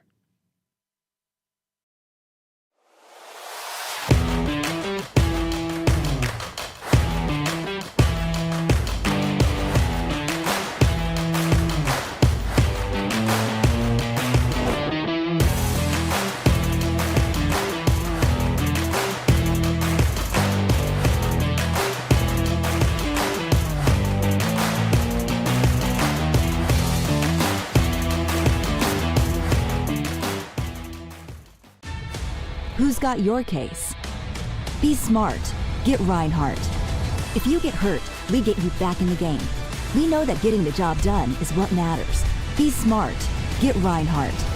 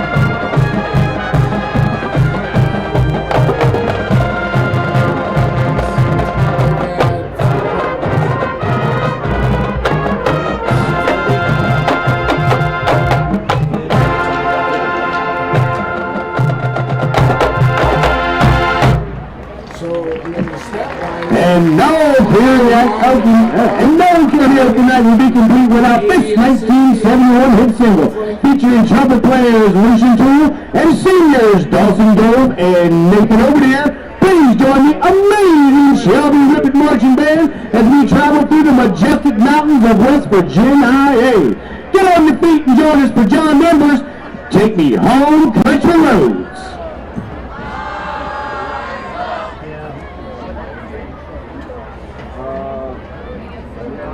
Kelly.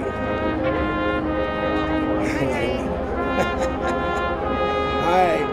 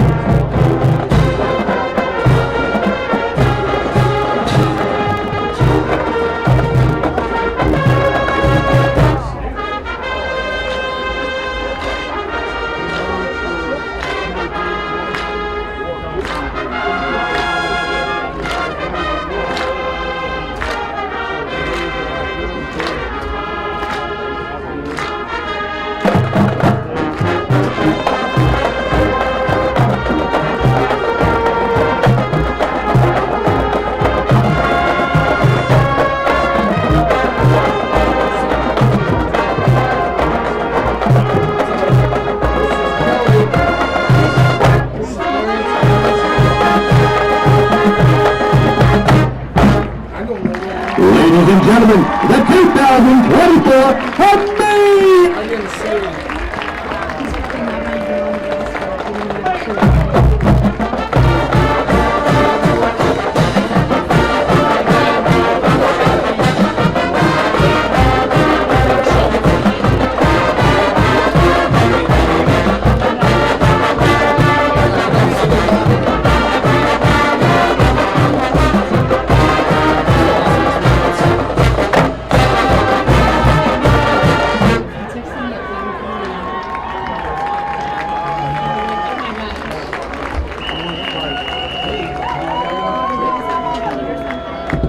I got yelled at by a fan because I was eating popcorn.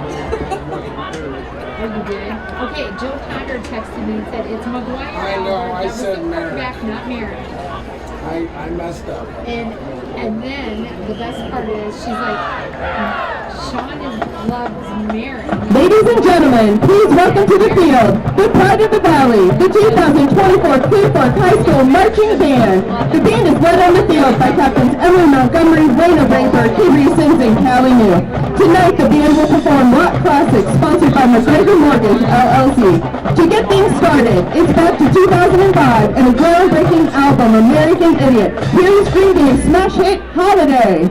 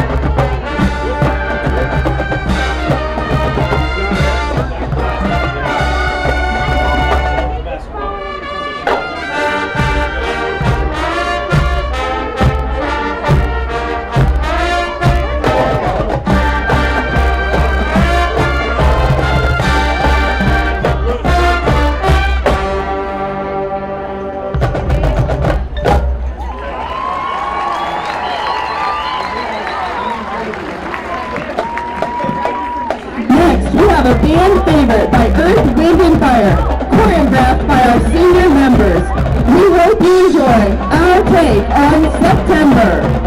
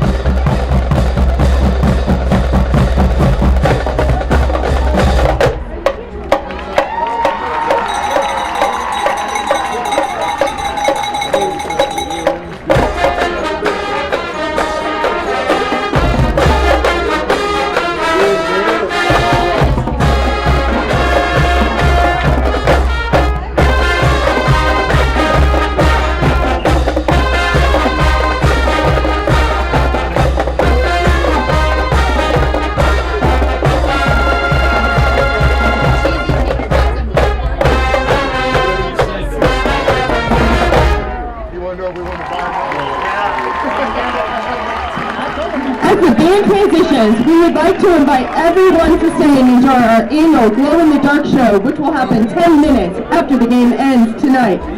And now, the band will conclude tonight's homecoming performance with our traditional block Colts, led by senior trombonist Chris Benton, and choreographed to the official rock song of the state of Ohio, Hang On Sloopy.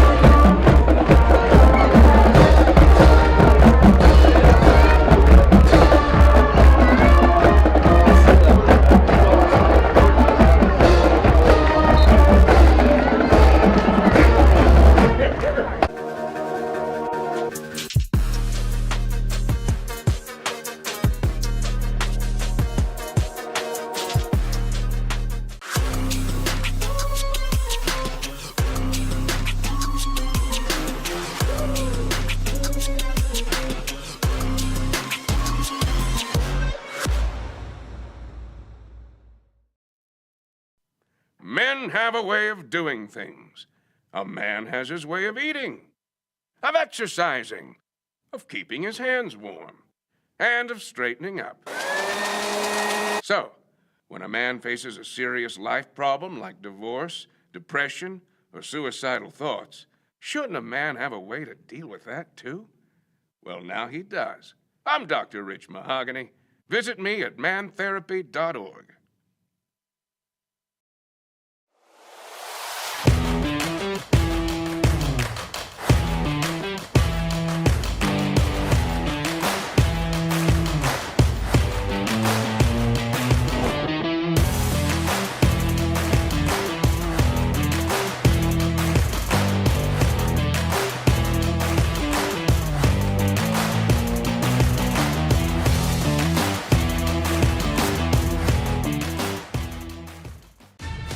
Who's got your case?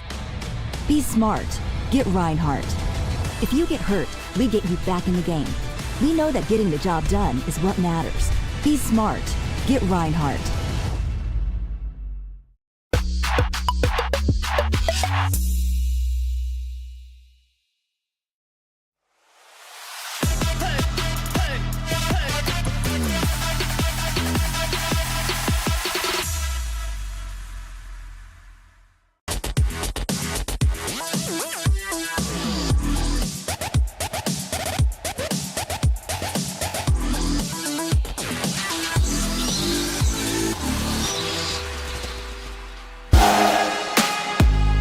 It is halftime here at the fabulous Clear Fork Corral. Only 7 points on the board, and they came early as Clear Fork and Shelby are battling right now to a one-possession game.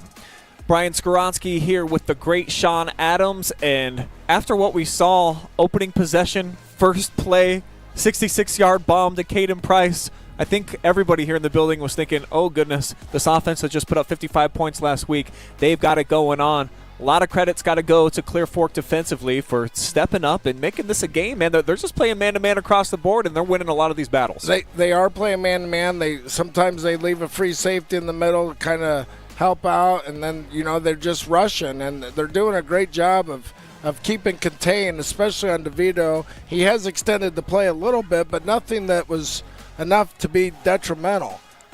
So he hasn't been able to scramble out, make a long pass, touchdown, and I think sometimes Shelby relies on that. But credit Clear Fork defense. They're fun to watch. They're playing hard, and they're giving themselves a chance to win, and that's all you can ask for. Take a look at the halftime stats presented by Buckeye Horizon, your local train dealer. And offensively, Shelby, 60 more yards, but pretty even, though, outside of the two big passes that we saw with Price, and then Bowman making that catch as well that went for about 50 yards. But really, what was most exceptional about that play was Jay Jackson making that touchdown-saving tackle, I think, keeping it just a 7-0 game. And, it's been a very even back-and-forth affair. Clear Fork getting the football to start here in quarter number 3 as well. Well, we always talked about defense, live to play another day and make a tackle, and you never know what's going to happen, and hustle to the ball and run to the ball and make tackles and, make them score. And, he hustled and made them, gave them another chance to play, and they didn't score. So, just keep hustling and keep playing hard, and let's see what Clear Fork do here at the start of the second half. That'll wrap up our Buckeye Horizon halftime report as the third quarter is now officially underway. Solid field position here for the Clear Fork Colts as Mason Sansom, who was the hero last week, scored the game-winning touchdown under a minute to go in the win over Marion Harding's got the return, and a little bit slow to get up there. Looked like favoring his left wrist, and actually Mason's going to check out. Well, you went through the halftime stuff, and I think one thing that we didn't touch on was the penalties. And the penalties were crucial to both teams at crucial times. Good point. And, even though they're even in the penalties, I think it hurt Clear Fork most, especially when they're down in the red zone. And then they went for it on fourth down, too. So, they got to eliminate these penalties and finish these drives. Shelby, by the same token, had a touchdown wiped out via a penalty, came up empty-handed on their final possession there of the second quarter. First down, toss play, Schmidt, big hole. And then he gets upended. Travis Sloan on the outside, got a chunk of him. But a nice pickup in 6 yards here to start off the third quarter for Clear Fork. This is one of Clear Fork's favorite formations. You know, they've got unbalanced, and usually they run power. Now Porter Schmidt's limping off the field here. He's going to go see the trainer. Appleman's going to come in at the running back. Appleman provides a much heavier load to bring down. Not quite the electricity that Schmidt offers. But a big boy now in the backfield. And on second down, they'll give it to Appleman. And he shakes loose to the far side. Ripping through another arm tackle and lowers his head. First down out past the 40-yard line into enemy territory goes Nick Appleman. You know, he breaks the tackle at the line of scrimmage. You know, he's a whole lot different back to tackle than Porter Schmidt. You know, maybe Porter would have went down on that being 150 pounds, but now you got to tackle a 200-pounder, and that makes a difference. And you see a lot of guys utilize different types of running backs with different styles just for this purpose. Show you that last snap right here. Appleman able to get the edge and has enough speed. Then, of course, the big legs to get through Nick Eister. And it's a Colt first down as they're back on the ground here. Here's just a simple ISO play. The wingback, that's 40. My buddy leading up through there, ISO and that linebacker. And Brian, I was corrected at halftime. The Shelby quarterback was not Merrick McGuire, or not Merrick Albert, but McGuire Albert. So I apologize, yeah. McGuire, but I still love you, Merrick. He was throwing to Merrick. That was the dynamic. That was it, yes. And another Albert, I think, still in the mix out here right now, as it's Appleman on a second down. And look at this burst. Nick Appleman for another Mechanics Bank first down as the Chang gang back on the move, and the Colts feeling a little bit of fuel. Yeah, I mean, this is just a nice little counter GT. Actually, it's not even a counter. They just run GT, block down, kick out, go to the short side of the field over to Schlosser. He blocked down, and good job by Clear Fork. Coming out here the second half.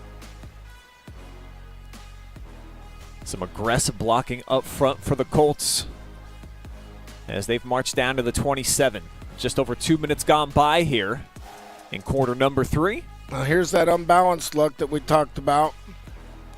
Heat comes in both A-gaps and running right around through it. Nick Appleman providing quite a spark right now, as this is going to be real close to another first down. Well, I mean, once again, we didn't see Appleman run the ball against Pleasant. You know, we saw him run it against Lexington.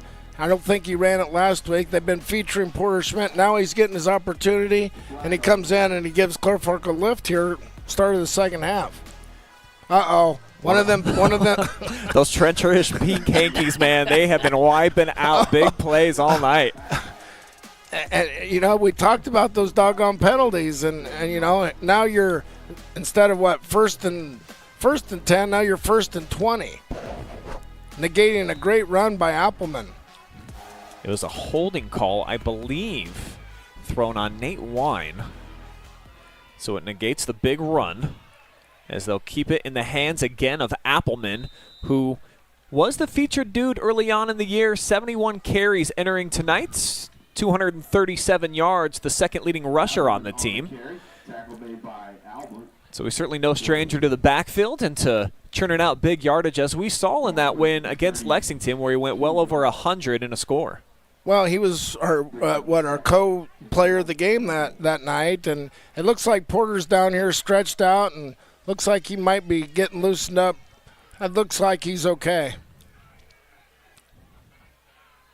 For right now, they'll stick with Appleman, trying to catch a block, and he will not. Hoflick is going to get dropped down in the backfield, sacked on the play by Sam Gwertz.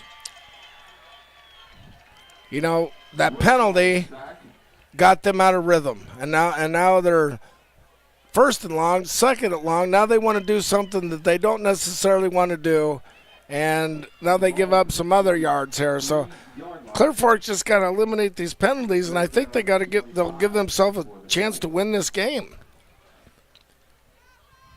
Absolutely just detouring their momentum that they had here. Yeah, now you don't want to do anything silly. I think, Coach Brokaw brought in number 40 again. They'll probably just be conservative here and try and grind out a few yards and then punt it and let that defense come back on the field.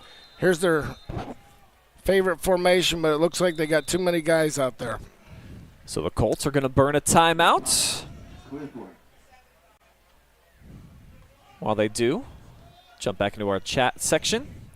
See that Linda said good job to the Clear Fork Band. Stacy agrees. Lisa Kilgore enjoying the Shelby Whippet Band as always. And Linda Gano actually giving love to both bands, and each of them also brought a lot of flavor out here tonight on homecoming night. And how about the king of the festivities here leading the way? He was one of those the drummers, and right in the middle with that king crown on. You got to imagine that kid's just feeling like $1 million. Well, yeah, and with the last name King. And just did a great, good for him. It's just another beautiful night here in the Valley. You got the student section over here. What is it, construction night tonight? And I think so. Just a great place to watch a football game. Great community. Love these people here. Need to pick up 25 yards, though, on a third down as Hoflick unloads one deep. And Jackson adjusted. Probably should have kept going as it's nearly picked off. And now 4th down and a mile coming up as almost intercepted that time by Maverick Knoll. Yeah, these Coach Brokaw's can't be happy about these penalties. You get some good momentum, and then all of a sudden you get a penalty, and it just negates all kinds of positive things going on, especially when you're not an explosive team. Colts, though, have flipped the field as their punt unit comes on. It'll be Jackson. He'll take the snap at about the 41-yard line.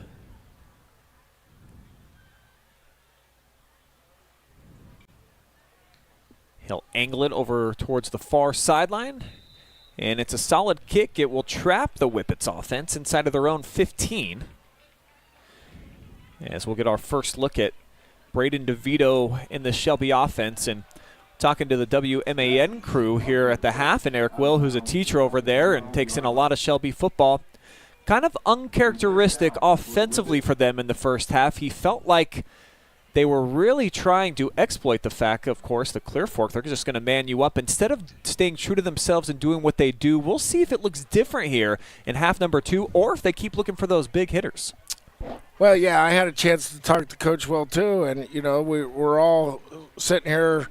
Everybody just looked out of sync offensively here, and I mentioned earlier that DeVito just never got into the rhythm of the game, and what are we going to do to get him in the rhythm of the game? So here they are coming out, and they got enough guys out here? Empty, it looks like. DeVito going to run it all the way, just the second time they've designed a quarterback run. Uh-oh, there's a holding call on Shelby there, or in the area of holding. One would imagine this one will be coming back on an infraction against the Whippets up front.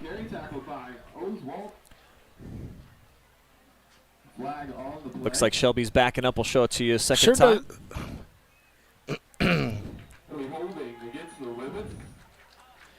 Looks like the penalty is going to come here on Brayden Schardiger there on the right side of the offensive line. So it'll be half the distance to the goal. They'll back up 6 yards.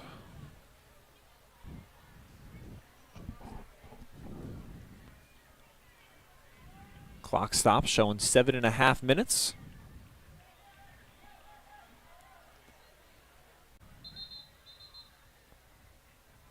Official timeout now, as they just want to bump up the play clock.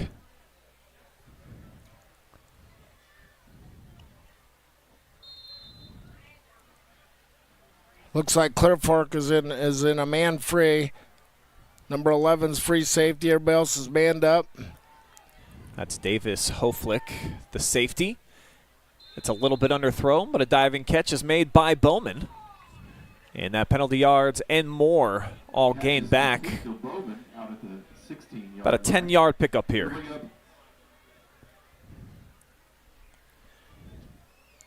And DeVito seems to do his best work when he's throwing on the move. Yeah, I mean, his back sure didn't give him any help there on that last play. The defensive end just went in there and knocked the back backwards. He's got to do a better job at blocking for Devito here.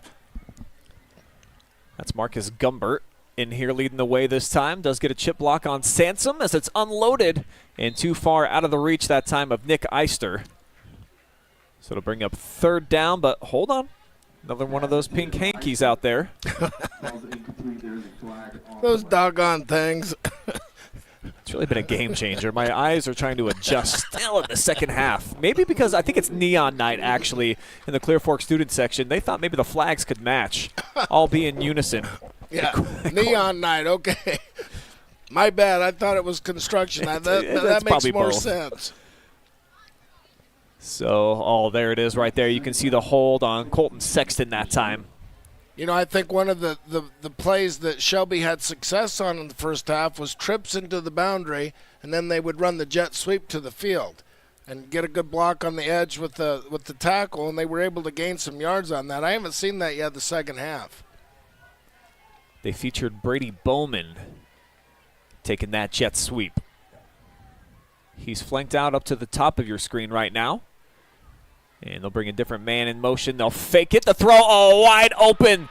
This likely is going to go 92 yards to the house. You can kiss Caden Price goodbye. His 2nd touchdown reception of the night. That's the same play I believe they ran for the first play of the game.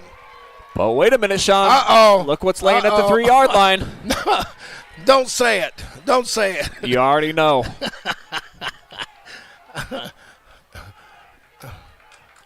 Boy, what a tragedy this is going to be for the Shelby offense.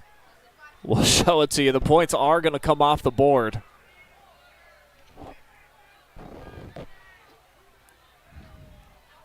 It's going to negate a 92-yard touchdown. Of course, they don't announce the numbers on who it's on. But, oh, boy. None of this is going to matter. Nearly the 2nd explosive touchdown by Caden Price. Had a 66-yarder on the opening play from scrimmage tonight. But it is a hole. That's what's been indicated.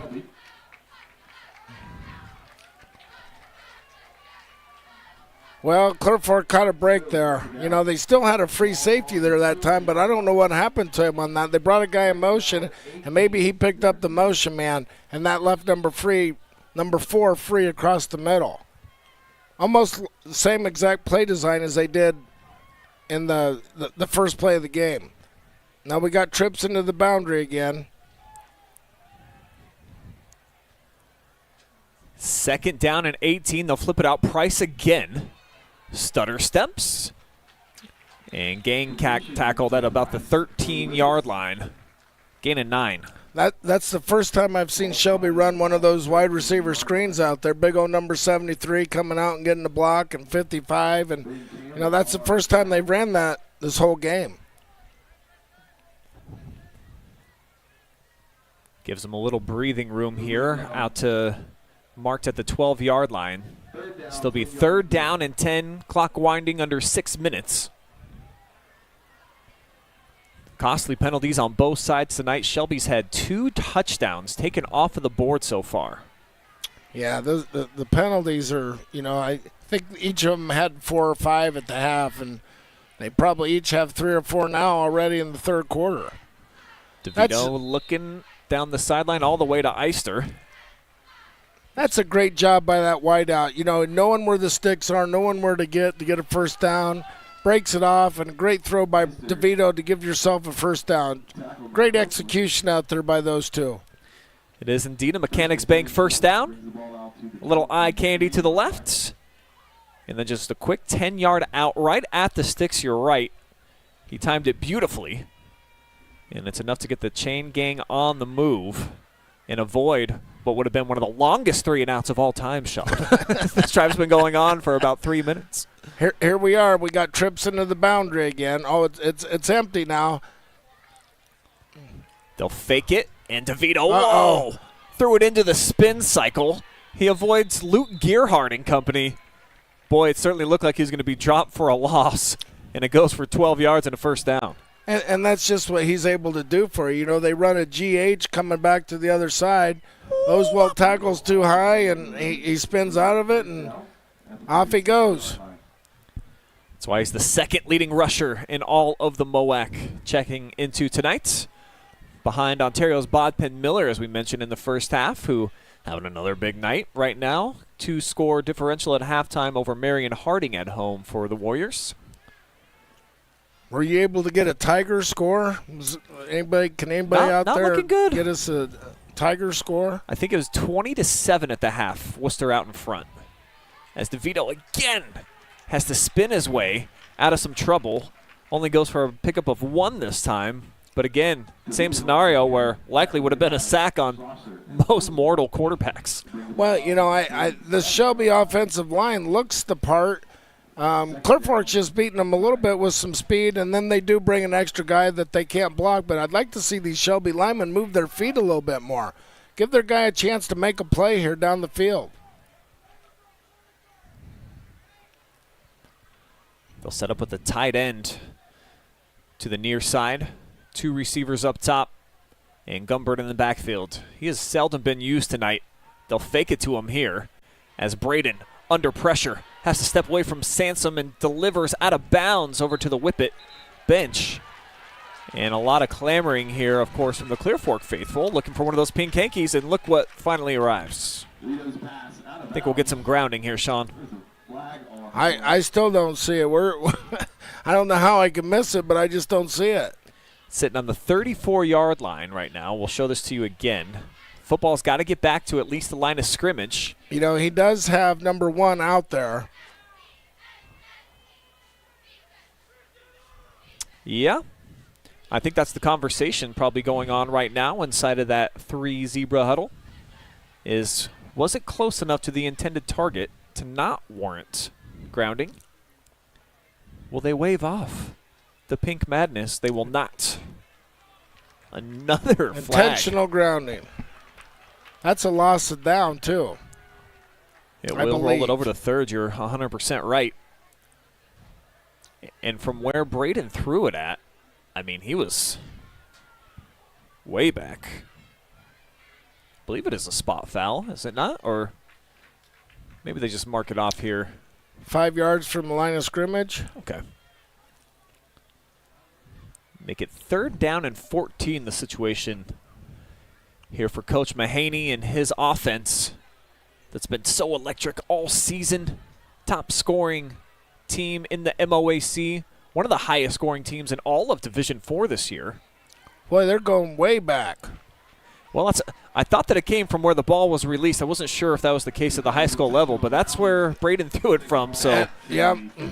Never mind about that 3rd and 14. This is, I mean, they've got to get nearly to midfield here, Coach. Yeah. You know, if you're Shelby, are you conservative here and try and, you know, just not turn the ball over here, or you take a shot and go for it? You know, I think that they're just wide open. They'll probably just gun it deep and hopefully somebody will make a play. I got to imagine Rob Mahaney's got to play for 31 yards drawn up somewhere. We've seen some magic in past seasons, some hook and lateral action.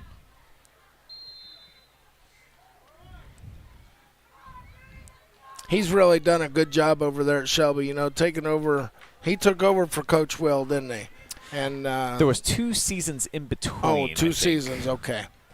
Just a great job over there that he's done. You know, the numbers are up, the kids are excited, the community's excited. It's got a great coaching staff. We already alluded to that. But, you know, these 2 communities kind of rival each other in the way that they're set up.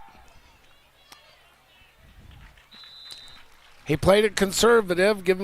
Here comes the punt team. Let your defense go back out there and try and pin them deep and make Clear Fork drive the field again without making a mistake. So far, that strategy's worked. Gumbert, I think, just his 3rd carry so far on the night. Entered tonight's action, over 600 rushing yards on the season. So he and Devito have been quite the 1-2 punch in the backfield that have opened things up for the deep passing game. Clear Fork defense has not been gashed, though, so far tonight by the run. As this low line drive punt from Shepard hops into the hands of Jackson and knocked down almost immediately. Bowman there to make the stop. It'll be quality field position for Hoflick in the offense. And 3:48 showing on the clock here in quarter number 3. And look who's coming back, number 21. 21's back in. That's Porter Schmidt, who was lost on the last drive. I think he was favoring his left leg. But our junior player spotlight back out there. He'll be on the right hip here of Marcus. Down in a 3-point stance next to him, Blake Schlosser. They'll fake it. Marcus, a head and shoulders fake. He's got Jackson all alone. Jay Jackson with the catch. 59 yards later. We're 1 point away from being square here at the Colt Corral. Nice play call by Coach Brokaw here. You know, they've ran play action on first down a few times in the game already, but, you know, nice little head and shoulder fake by Jay Jackson on the corner, and we got ourselves a ball game here in Belleville. Marcus Hoflich got the defender to bite just enough. He airs it out, and Jackson, a burner, able to get behind the defense, and he'll coast in for the first points of the night on homecoming night for Clear Fork. Well, you know, they've kind of picked on number 25 a little bit out there when they have passed. You know, Jay's been open a few times this game, and is mainly on number 25, and here they go at him again. So here we are. Defense gives yourself a chance to win the game, and what is it, about halfway through the third quarter, and we got a tie ball game. 7-7 here at the Colt Corral. We'll be right back. See if Shelby can answer.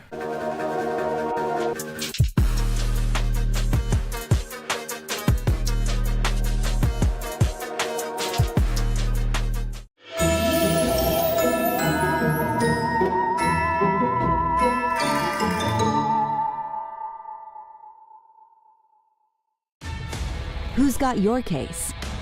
Be smart. Get Rinehardt. If you get hurt, we get you back in the game.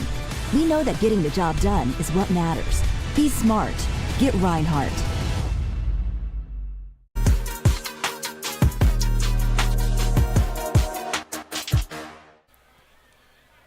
Three minutes, 39 seconds to go here in quarter number 3. And if you're just joining us, how about this play?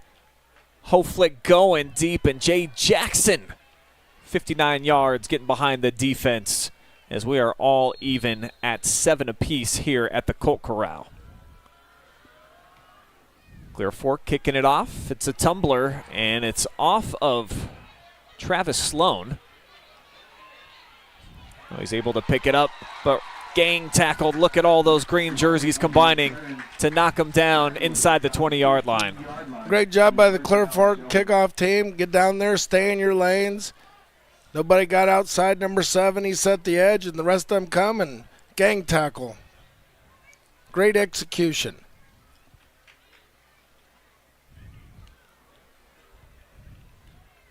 Penalties absolutely devastating Shelby on that last drive. They, too, had a big touchdown, 91-yarder that was taken off the board. Caden Price sizzling behind the secondary. And now they'll put it in the hands of Bowman. Jet sweep, 1-yard pickup on first down. Schlosser with the tackle for the Colts. See Blake Schlosser out there on the edge.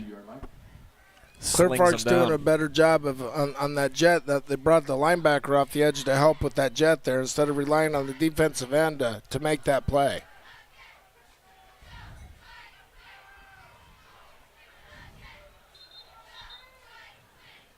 Got a pretty favorable spot, actually. They'll move it forward, and looks like it's more like 2.5-yard gain.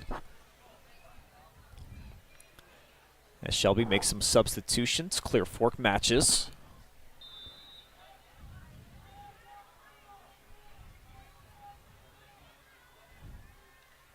One deep safety over top as Devito sets his feet, and he's got a strike. Bowman with the catch. Shelby does a really good job of those timing routes out there, and those are really hard to defend if you're a defender. You know, you're 1, 2, 3, throw, and that's just hard to defend. Great throw, great catch by Shelby. So it results in a Mechanics Bank first down as Bowman touches the football on each of the first 2 plays.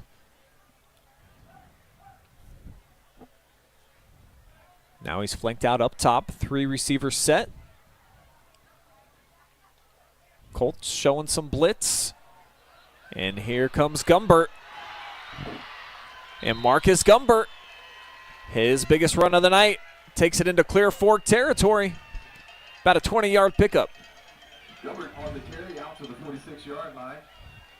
No, they got that big offensive line running a zone left there, and no pulling, no nothing. Let's just get our big bodies on these guys and move them around a little bit, and they were able to gain some significant yards there.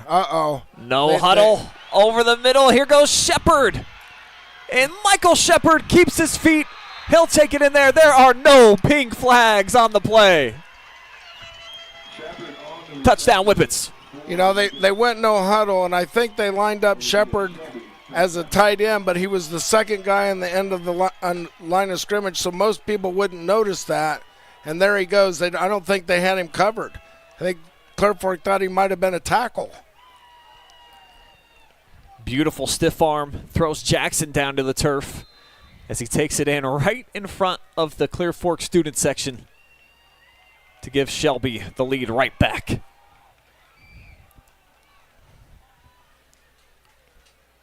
I was talking to Coach Will earlier before the game, and, you know, when he got the job, most of those guys were freshmen, you know, Brennan and that whole class. And, you know, one of the signature wins that we talked about that was able to propel his program with those guys was a huge win over here against Clear Fork that year. And you know, I think that's the same thing Coach Brokaw's looking for his program, is to get a huge win against somebody you're not supposed to get. They'll have to do it coming from behind. 2:18 to go here in the third. Clear Fork has the football back when we return.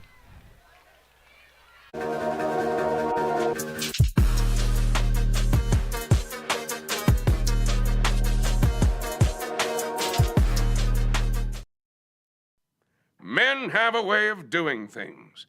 A man has his way of eating, of exercising, of keeping his hands warm, and of straightening up.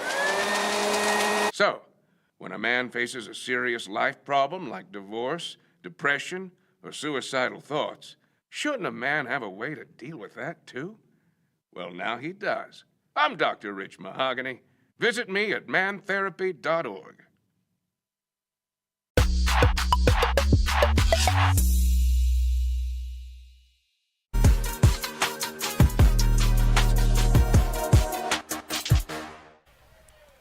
Here's Shepard on to kick it away deep. Actually, it'll be short.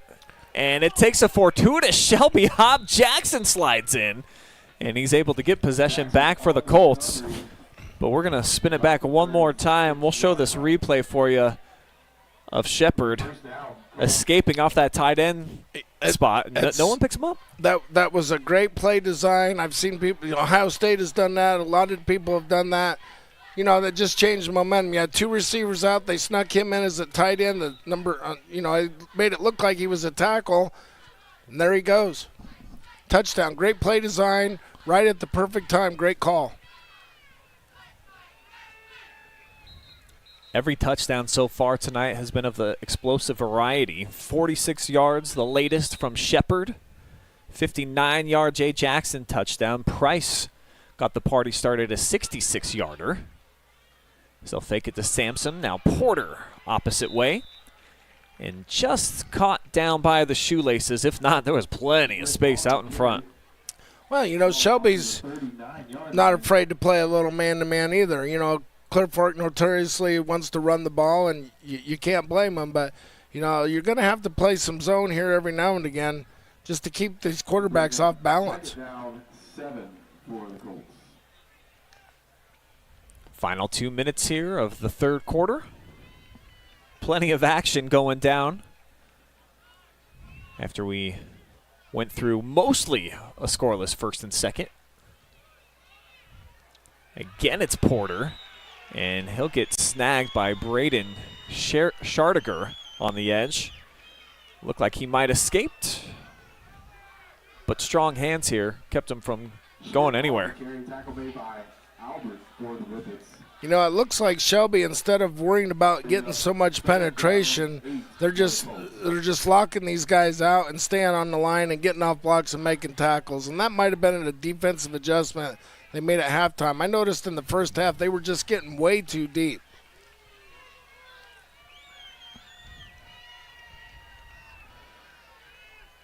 Three wide here for Hoflick. He'll bring Jay Jackson in motion left to right. And looking that way. Now Marcus off his spot. He'll put it up. He'll go deep. He's got a man. He's got a connection. Alakai Price. Oh, incomplete, they say. He dropped it. What a great throw on the money by the sophomore.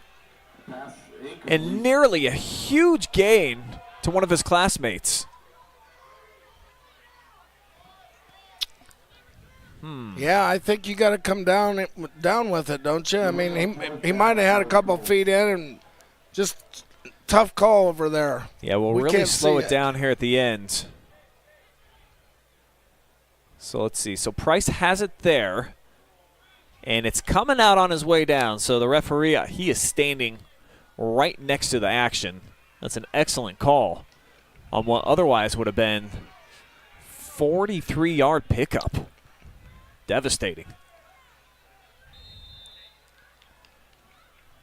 Pink Hanky comes in. It'll be a delay of game. Jackson's got a pretty strong right leg.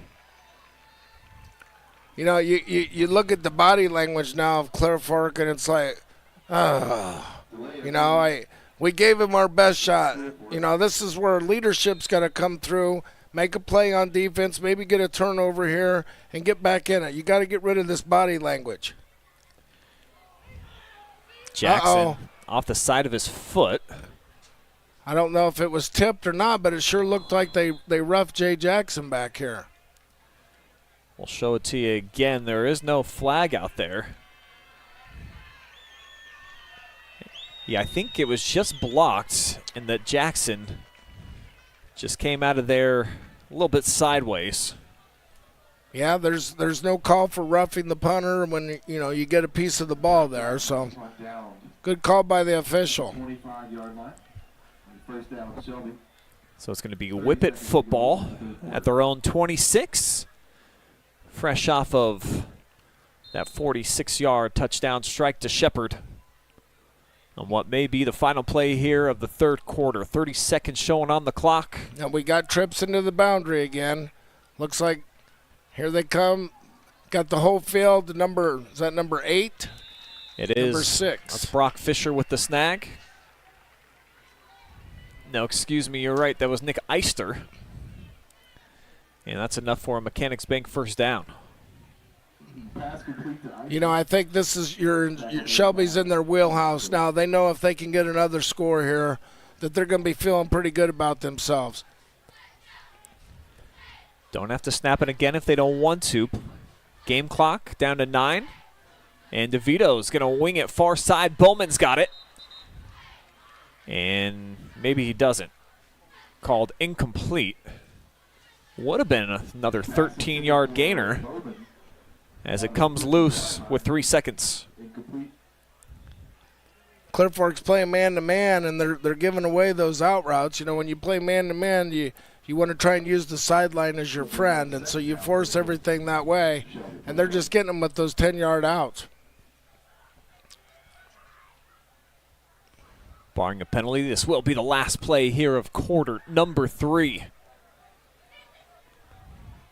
Empty set for Brayden DeVito. Junior brings Bowman in motion. Now going deep again. He's got a guy. This is Price. Sayonara. No hankies. Another big-time play in the passing game. 63-yard touchdown connection. Just shy of his first from 66 large. these Clear Fork kids were over here getting after somebody on the sideline. I don't know what it was, but they got to keep their cool and stay together as a team. You know, this is the second time that number 11 has been burned out there. I don't know if they're talking about that or not, but just another great play design by Shelby. Final play of the third quarter, and it brings some electricity if you are a Whippets fan. 2-score differential now, and each of them coming in the last 2 minutes and 18 seconds. PAT is stroked. 21-7 now. Shelby adds to their lead. Devito, clean pocket, man-to-man coverage across the board. Clear Fork this time can't hold up. Yeah, this is you know, we talked about how good these Shelby coaches are, and they found a mismatch over there, and they were able to get their guy on one of Clear Fork's guys, and it just wasn't good for Clear Fork there. Great execution and great play call again by Shelby. We'll take a quick timeout. We'll be back. Money time on the way here at the Colt Corral.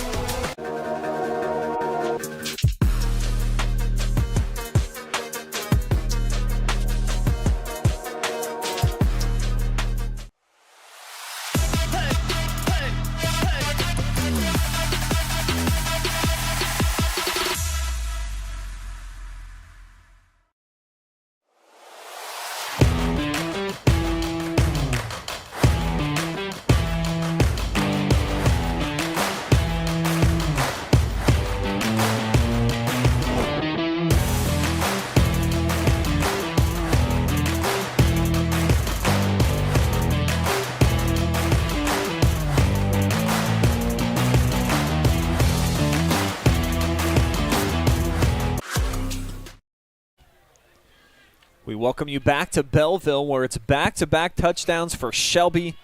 Caden Price, the latest 64-yarder to the crib. And now it's Clear Fork starting off money time, fourth quarter action here with the football, and they've got some work to do. They sure do. They've got some work to do. You know, I think right now you just got to worry about one play at a time. What can we do on this play? 4 yards, 5 yards on this play. Come back, regroup, and just try and break it down into something that's manageable instead of looking at the big picture and see what happens that way.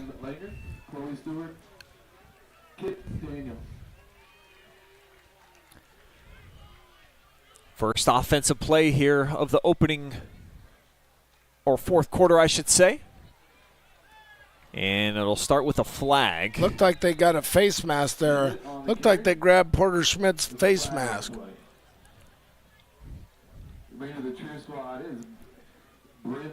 It's Porter Schmidt for no gain. Personal foul. Face mask. Take a look on our Rinehardt injury attorney's replay. And challenging to see from our angle, but it will result in a Mechanics Bank first down here for the Colts out near midfield. So a good start for them, and the Whippets have been the casualty of quite a few penalties so far here tonight. First down, 49-yard line. From the gun, play action, Jackson, and it's behind him, incomplete. Tried to make an acrobatic grab, just a little too far off the mark. Well, once again, that's first down again, and Clear Fork's trying some play action.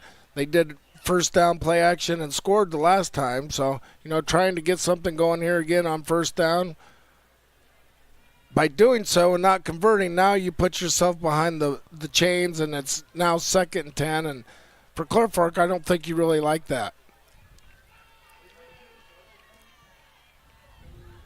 3 men in the backfield. Again, they'll go play action. They'll throw it deep. Jackson, a lot of contact, a lot of hankies coming out on the field. Pass interference coming up here on two different Shelby Whippets. Both Eister and Noel back in coverage.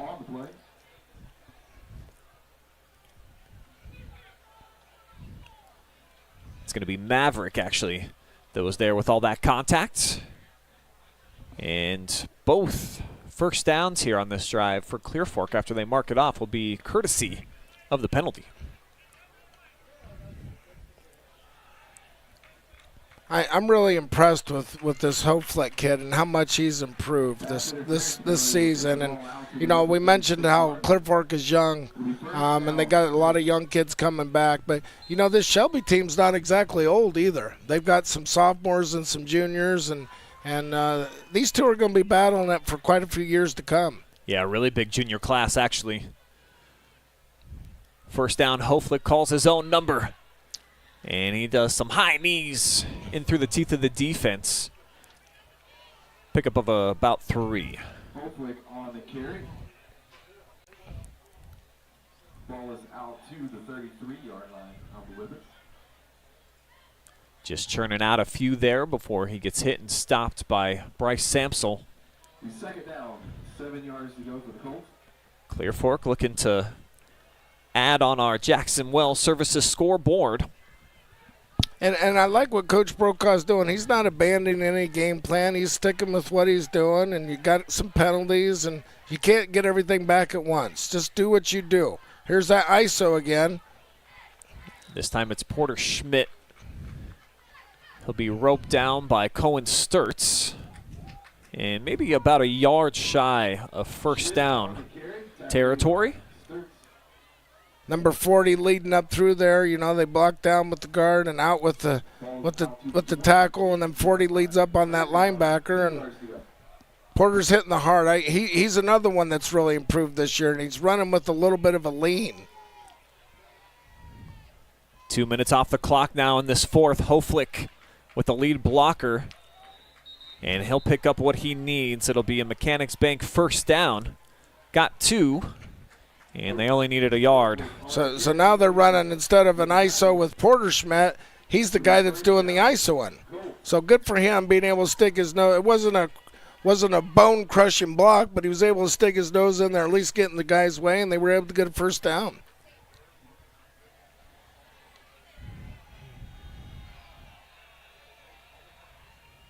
You know, I like the matchup up top with Jay Jackson on number 9 for Clear Fork, and let's see if they don't try and exploit that a little bit. It's Maverick Noel. They're looking the opposite way as the pocket collapses. The ball is loose, and it's picked up by Shelby. First turnover of the game. The Whippets make a big play right there. Yeah, I think he had maybe the running back on the wheel, because the linebacker blitzed, and instead of throwing it to the running back on the wheel, he decides to tuck it. You see number 21 is kind of open right down the sideline here. If he'd have got 21, that goes to the house. You know, he's got to be able to read that linebacker. Linebacker didn't blitz peel. 21's open. You got to get it to him. So Hunter Oney actually caught it right out of the sky there. Lodged loose by Kyler Williams off the blitz. And Shelby back in business. Touchdowns on their last 2 drives. And a 2-score cushion with 9:23 to go here on the road. Looking to go to 8-0 on the season. And they'll begin this drive with a timeout. Ontario is currently leading Marion Harding 38-14. And we've got an Ontario Harding score of 38-14 over at NIST Stadium. As we'll now check in here with you guys in the comment section. See, Randy Nolan says, let's go Colts, get the win. It's going to be tough for them now. Randy Newman says, keep it cowing, Colts. Maybe that's a thing out here. There are I'm looking at some cows just right across the street here. Ohio Travels with Chris, also cheering on Clear Fork. Local Fatty says, what a game here. Never underestimate a conference rival. And then Pizza, just cheering on the Whippets. Over 500 of you watching all together on YouTube. 116 of you watching together right now on our Facebook stream. And Teresa Hunter enjoying what she sees, cheering on Shelby. Roger Brokaw, nice play, Colts. That was 21 minutes ago. And now Kimberly with the latest, cheering on the Whippets with a couple of emojis coming in. Thank you guys for the comments. Play action, Devito looking to go to work. pulls it back down, now unloads deep, and he's got the router locked in. The Wi-Fi has been solid on that deep route all night long, brought in by Eister. Oh, I can't believe that he caught that. I thought number 7 did a good job of knocking that ball free. How about Devito with the pocket awareness? Just gets it off. And then you're right, there was jostling for it. But Eister he with the came strong down with hands. You know, Brian, I'd like to take this opportunity to thank you for allowing me to be here and to do this year. It's been refreshing. I've learned a lot. I guess one of the greatest perspectives is being able to watch the game up here and see things develop. And, you know, I hope to coach again someday, but this, if you can't coach, this is where I'd rather be. This is a great second option, Sean, and we're blessed to have you up here in the booth with me as we see Devito keep it himself. Takes a big lick from Oswald coming over there at the end of the play. And the folks can see you tonight on the Friday Night Pigskin. Going to make your debut. You'll be breaking down film for Brayden Devito as well as Bob Penn Miller and try to explain it from a defensive coordinator's perspective why they're impossible to stop.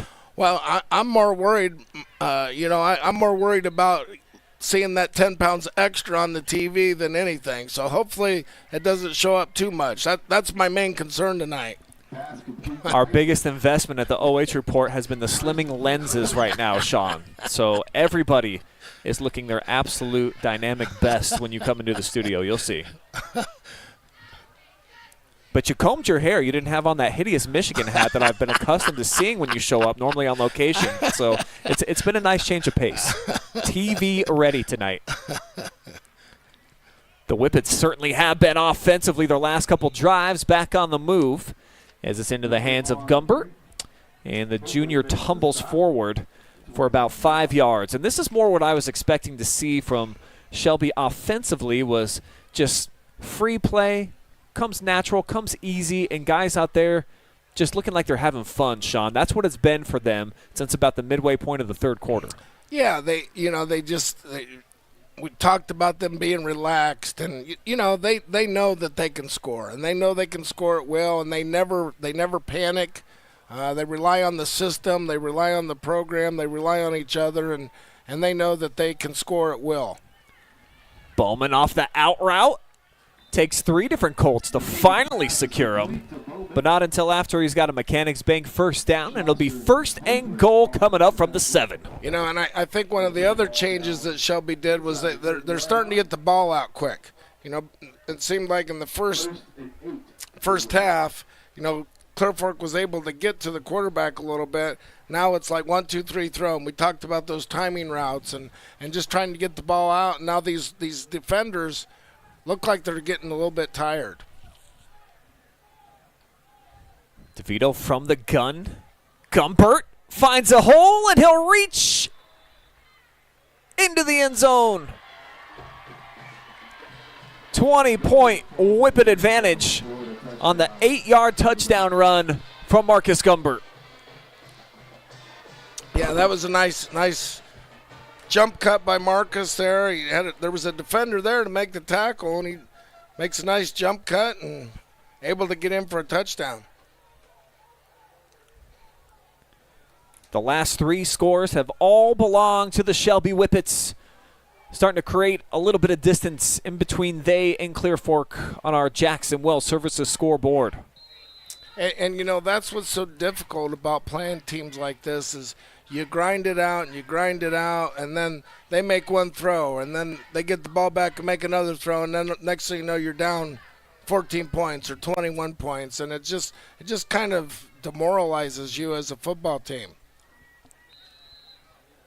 Off of the post, it is doinked, but the damage done on this play right here. Marcus Gumbert hasn't had a ton of the touches tonight. He makes the most of this one as Shelby goes up 27-7 at the midway point here of quarter number 4.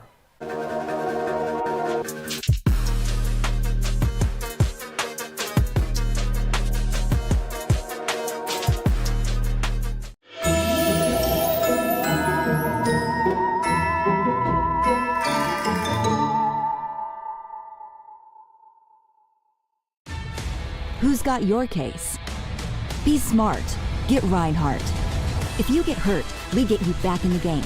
We know that getting the job done is what matters. Be smart. Get Rinehardt.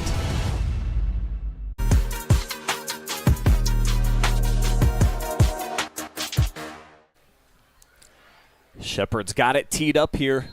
6:50 showing on the clock. And that's all that remains on homecoming night here in the Clear Fork Valley as Shelby has taken command on the road.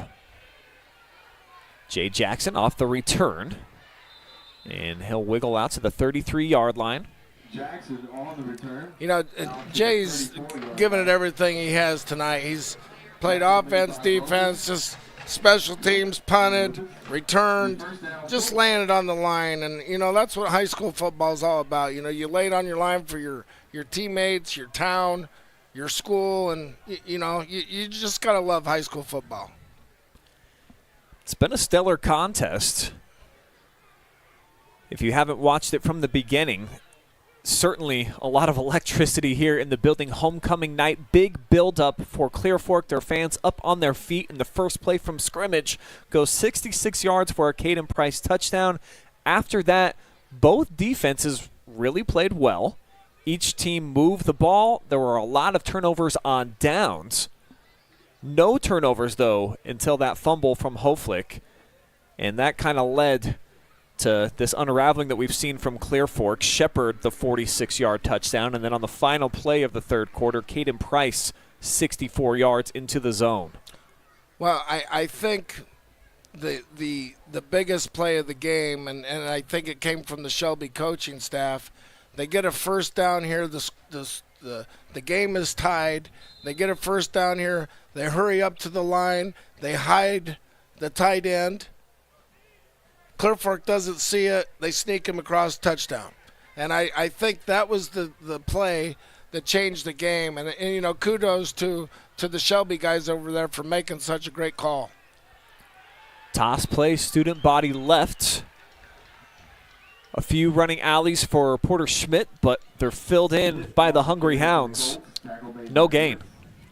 Now I think if you're Clear Fork, you say, okay, we've got next week and the week after. What can we work on to get better as we move forward, and use this time as some experience to try and get better something moving into next week? They got River Valley left, and I'm not sure who the last game is.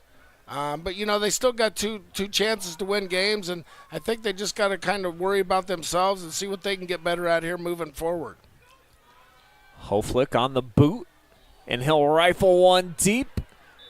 Sansom, stride for stride in coverage that time from Meister, and it's incomplete. Ball's incomplete. That will bring up third down. And So Tried nice to get coverage. Sansom on an out and up there, and you know, great coverage by the back. They did a nice switch. You know, was one of my favorite plays in the backyard down there in Genera. You know, hey, I'm going to run one of these out and ups, and that always seemed to get everybody. And that didn't get the Shelby guy here on that play. Great job of them switching off.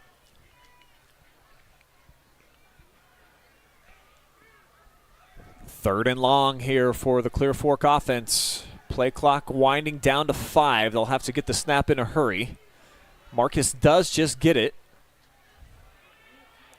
as he has to try to elude from a few different Whippets and just throws it out of bounds. I'm not sure where he was throwing that one, but they're going to just let him play. 3 and out here for Clear Fork. 5:48 still to go. And Shelby in a great position to move to 8-0 on the season. Next week, a monster, as they will return home and take on the Ontario Warriors. We'll show you Shelby's schedule coming up after this punt and what lies ahead for the Whippets on their quest for 10-0.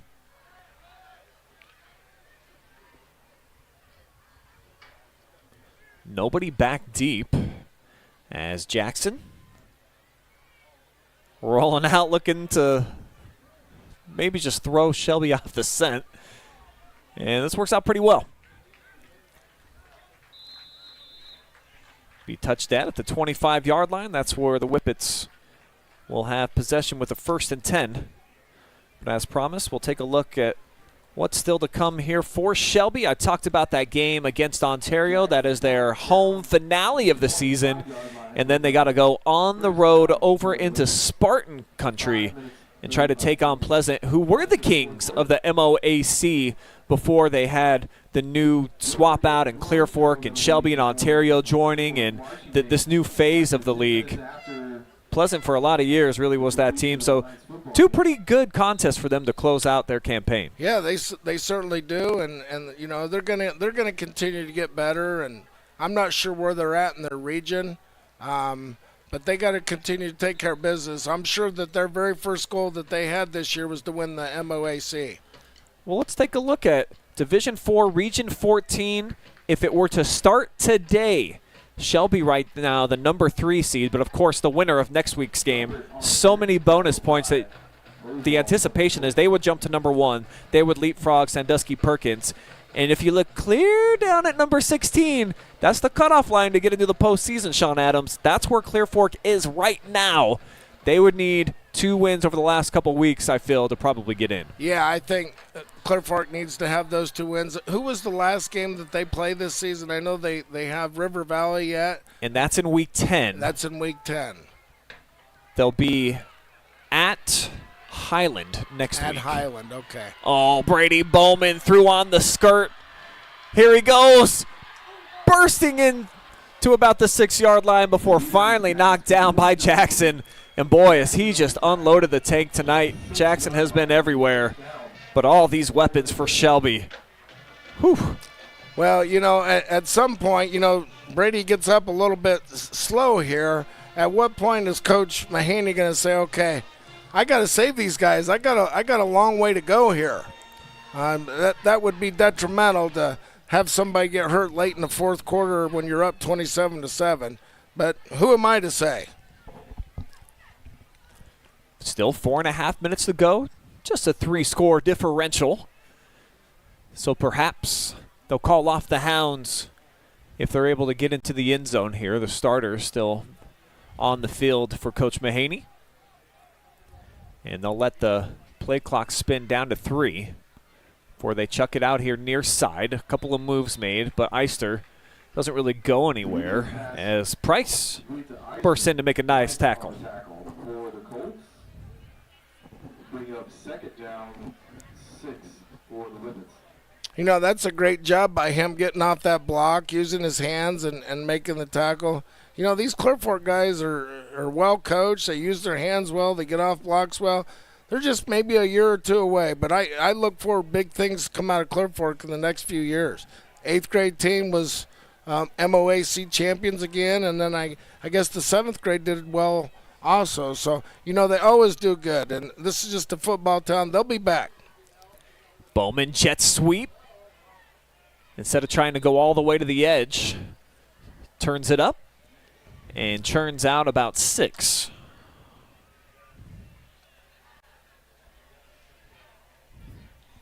Third down, be under 3 minutes to go next time Shelby takes a snap. 3rd and goal from the 2 for the Whippets. You kind of feel the life just kind of emptying out of the stadium right now. Nobody really heading for the exits. I mean, great fan base. Stick around to the final gun. Quick throw out. Oh, awesome play design. Whoa, what a pop from Jackson. I thought for sure Bowman would just slither in for the score. Great job by Clear Fork getting out there, rallying to the ball, and Jackson just put a licking on him. This is great play design. Kind of a swing screen. Jackson was able to get over there and put a pop on him and drive him back and keep him out of the end zone. Great job. Yeah, from where Bowman caught that football, probably 95% likelihood that he waltzes into the end zone. But Jackson just absolutely rifling in and stuns him at the 1-yard line. Looks like Shelby's going to call a timeout. Or did they? Yeah, they will. It'll be their second charge timeout here. And with that, we'll jump back into the chat section. for probably the last time here tonight. Travis Downs giving some love to Marcus. I presume Hoflick. He's played well tonight. Pam Lynch says, way to go. Ron Terry, a Shelby transplant, watching all the way from Pulaski, Tennessee. Glad that we could bring you tonight's action live and free tonight. Josh Malone cheering on the Dogs. Travis Downs also on the side of the Whippets. And don't want to leave you out in the cold there over on the Facebooks. What's up, Heather Nicole? Awesome game, she says. Well, it's because she's a Whippets fan. Of course, she's loving what she's seeing. Linda Hicks agrees. She says, way to go, Whippets. Nancy also says, go Shelby. Tiny Cox, fine work, Whippets. See if they can get an exclamation point here. 1 yard away from pushing the lead out to a 4-score differential. One-on-one over here on the near side. Avery Lambert. Everybody else just all piled up, Sean, within about a 5-yard radius. Yeah, the last time they were able to run a zone to this side, and Marcus, running back, was able to get in for a touchdown. I'm not sure. They got to get Devito. He's been quiet, but he's still compiled a whole bunch of yards tonight. Just a great leader, great winner, and just a great kid. That's when you know you're a special player, when you've thrown for 3 touchdowns and almost 300 yards, and it's been kind of a quiet night. Yeah, it's See if he calls his own number here. Gortz goes in motion. He'll roll that way. Sidearm, and he's got him. Touchdown, Shelby. And it was the motion man, Sam Gortz, tumbling in for the Whippet score. Yeah, the great play design. They went man-to-man down there on the goal line, and they kind of got the pick on Wertz's guy, and he was able to get free for a touchdown. These guys come across the middle, act like they're catching it, and then he's able to come free after a nice pick. Nice toss on the money that time by the junior quarterback to his classmate. Gortz with some sure hands and extends the lead here for Shelby on the road.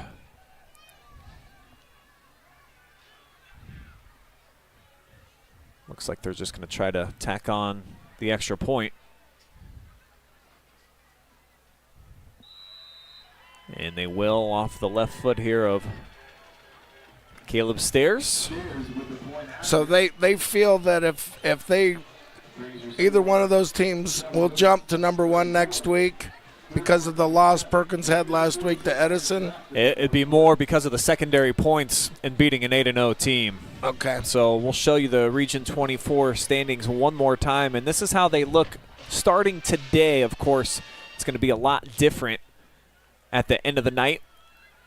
Not sure who Perkins is playing tonight, but not a ton of bonus points here for Ontario playing a 1-win team, Shelby a 2-win team, though the Warriors playing up a division against Marion Harding, so they will get some bonus points there as well and will increase their edge over Shelby, but the head-to-head will be monstrous next Friday night.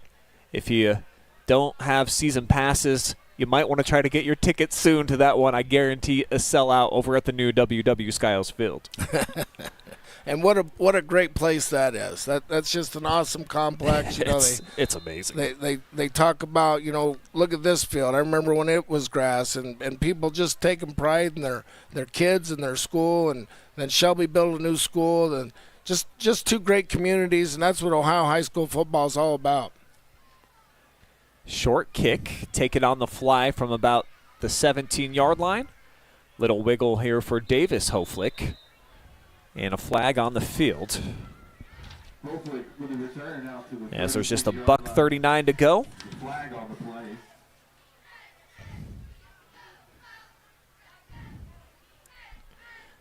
It's been a much closer game than the score would indicate. Shelby has scored 4 touchdowns since the 2:18 mark in the third. I mean, we were locked up in a 7-0 game for 2.5 quarters. Jay Jackson tied it up with a big 59-yard catch, and we thought, uh-oh. if you're a Shelby fan, might want to start making some noise over there in the visitor bleachers, and they've had plenty to cheer about ever since. Well, I'm just impressed with number 4 and just how well he's played tonight. Every time they've thrown the ball, it looks like he's got about 10 yards of separation. Just a great player. Play action, Jackson. He has been the man, Mr. Action tonight. And Jay whirls his way for about a 20-yard gainer here. Mechanics Bank first down. Well, Shelby's got their second team in here, and you know, nothing to negate Jay. He's just had a wonderful night. You know, great kid. I'm really impressed with his toughness and how well he's came to play tonight. That his 27th catch of the season, make it 28. Just a quick little in or out, and Jackson dancing around, a couple arm tackles, but he coughs it up on the backside tackle. Whippets catch another break, big 75. Austin Winters coming up with the football. And great job by, you know, the Shelby JV team out there hustling to the ball and being able to knock the ball free. That's just great hustle by those kids. They want to get out here and play football on Friday night. Look at big old 75. Here he comes. Actually, it was 20. 20 knocks it free. Good job by those guys hustling the ball and getting a chance to play here on Friday night. Griffin Yeager punches it out, allows Winters to dive on top of it. And for Jackson, maybe dealing with a cramp or something with his left foot, he never comes off the football field. We've noticed that, of course. Every down, the senior is out there and has provided such a spark all year. Voted a captain, and for good reason, one of the 3 seniors to earn that badge of honor. And he's just a little slow to get up here. Get that kid an ice bath tonight for sure. You know, great family here in Clear Fork, Jim Jackson and his wife. You know, Jimmy's been a great contributor and supporter of all Clear Fork athletics. Just a great family. Jimmy's a great guy, do anything for you, and, you know, just a great family and one of the best here in the Valley. Whippets likely can just come out in victory formation. 2 kneel downs will end it, but they've got their second unit on there, and why not on the road? Richland County rivalry game. Well, I thought maybe they'd try to do something. Instead, it's just Branson Reed kneel down. Give it to 23 and see if he can score. Yeah. Oh, was there a pink flag that I missed? I don't know how we can miss those. I know it, right? It is neon night. And the flags have certainly, they've met the challenge. Now it was just a kneel down, and they'll just have to do it one more time here. As the play clock bleeding away, now down to 6.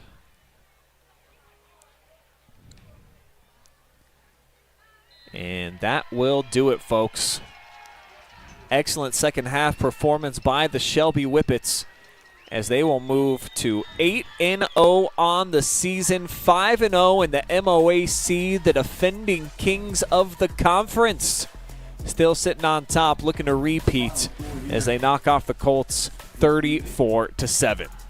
We'll take a commercial timeout. When we come back, we got our MVP coming up, brought to you by Baker's Pizza. Drop me some comment bombs. Let me know who you think it should be. We'll take it into consideration, but I think me and Sean kind of want to hear from Caden Price. We've heard from Brayden Devito a few times this year on the OH Report. Let's hear from one of these big-time playmakers, but we'll also let you weigh in on the decision. So leave me some comment nuggets. We'll read them, and we'll be back. We'll hear from your MVP coming up next.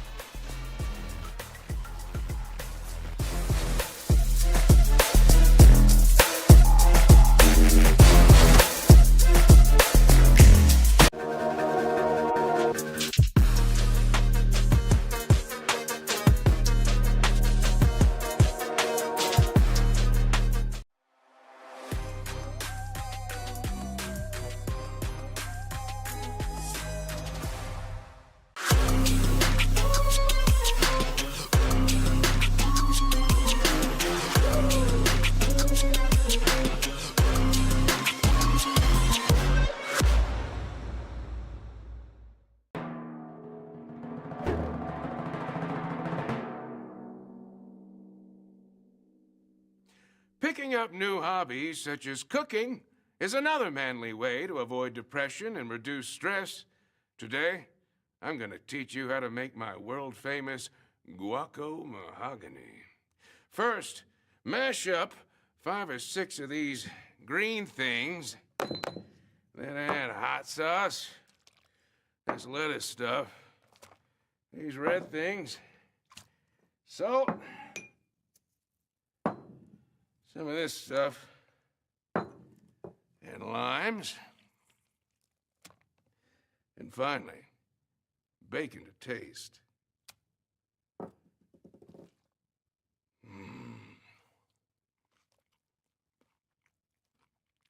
Delicious.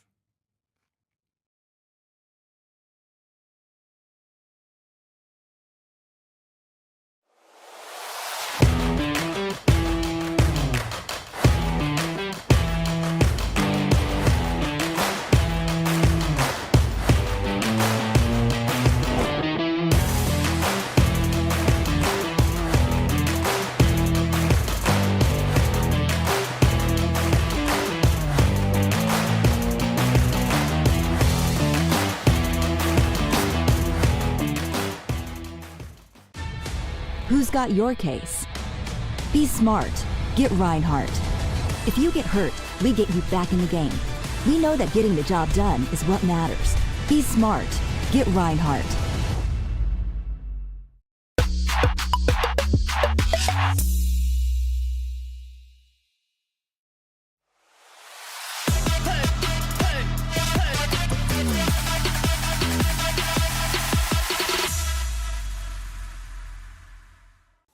Take a look at all the action from Friday Night Football right here in North Central Ohio with great analysis, highlights, coach interviews, and so much more every single Friday night right here on the OH Report.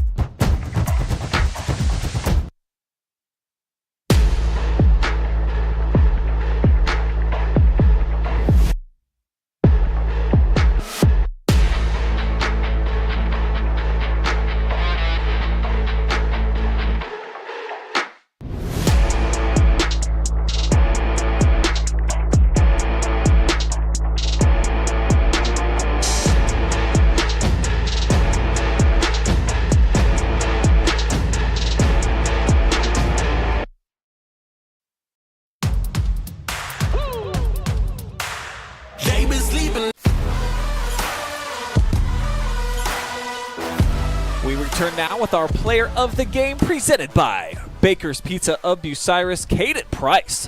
Big-time playmaker here tonight. A couple of big touchdowns. One even wiped off the board as well, providing a lot of sparks here for the offense. Big-time playmaking ability displayed here tonight. Let's begin with the first one. One play here into the ball game. It's homecoming night for Clear Fork. Everybody's rowdy. They're feeling like this is going to be their night, and then you kind of suck all the air out of the building. What did that do for you and your team to kind of provide a little bit of spark there at the beginning of the night? It definitely provided a lot of energy. Huge spark for the team, and we had to keep moving forward after that.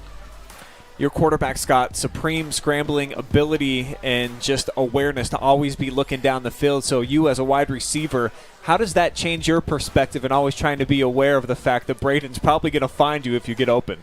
Yeah, Brayden Devito is a great quarterback, great player. But yeah, his scrambling ability keeps us receivers on our feet. One of your fellow classmates and a lot of juniors on this team been playing football together for a long time, and you're off to this awesome 8-0 start. How much fun has it been for this team replacing a lot of weapons, some guys that were some primetime players for many years, lost to graduation, and all you've done is kind of filled in those shoes and continued on the excellent tradition of Shelby football? Yeah, it's great. We have a lot of great players. I don't know what else to say to that.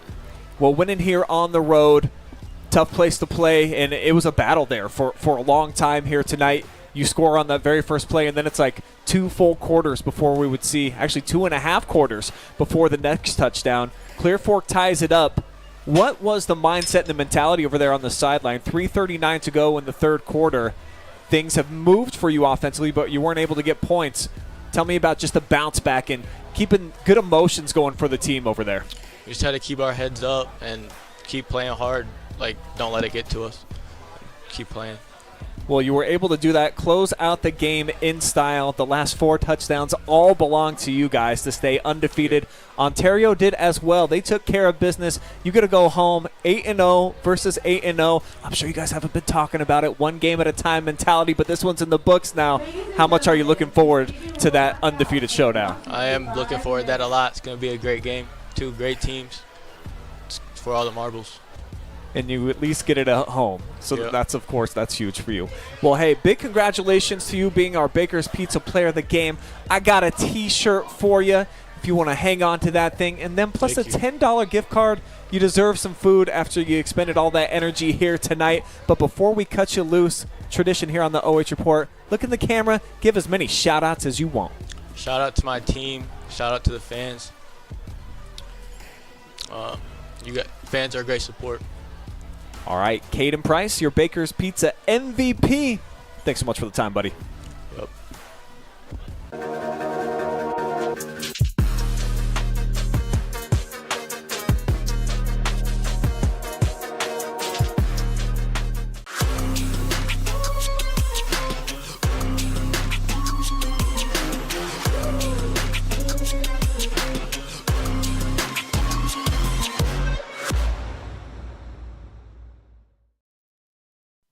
Men have a way of doing things. A man has his way of eating, of exercising, of keeping his hands warm, and of straightening up. So, when a man faces a serious life problem like divorce, depression, or suicidal thoughts, shouldn't a man have a way to deal with that too? Well, now he does. I'm Dr. Rich Mahogany. Visit me at mantherapy.org.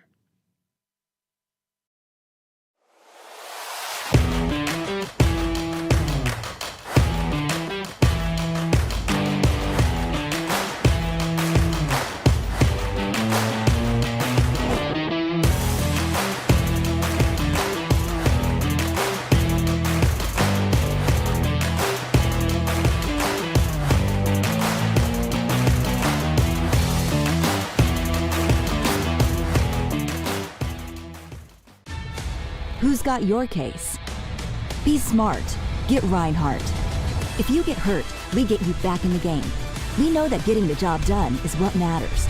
Be smart. Get Rinehardt.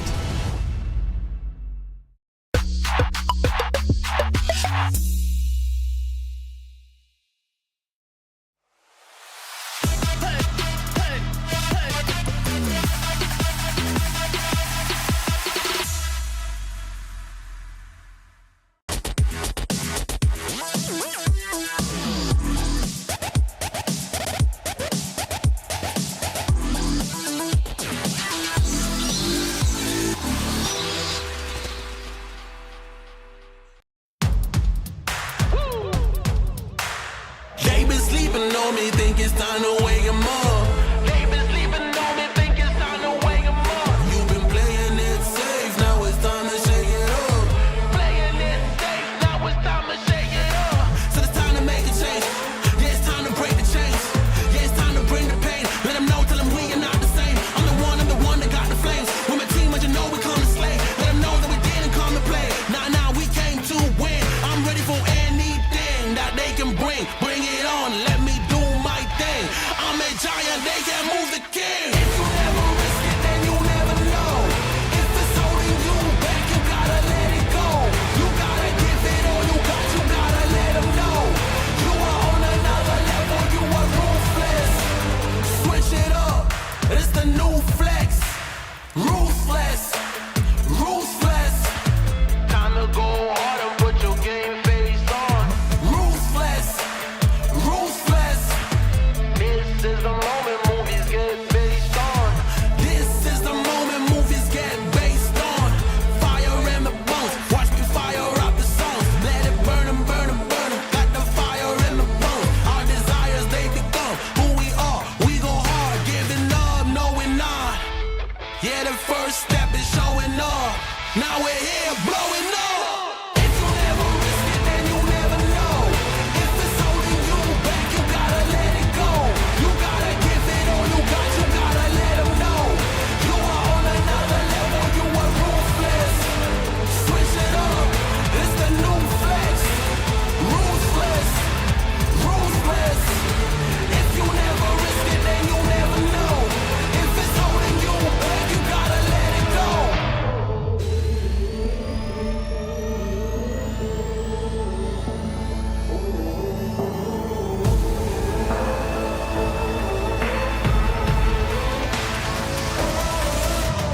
Yeah, the first step is showing up, now we're here.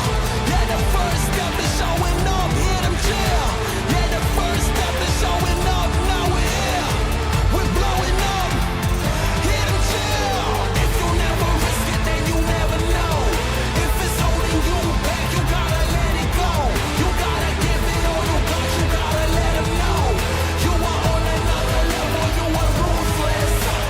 Switch it up, it's the new flex. Ruthless, ruthless. If you never risk it, then you never know. Ruthless, ruthless. Give it all you gotta let them know. You are on another level, you are ruthless. Switch it up, it's the new flex. Ruthless, ruthless.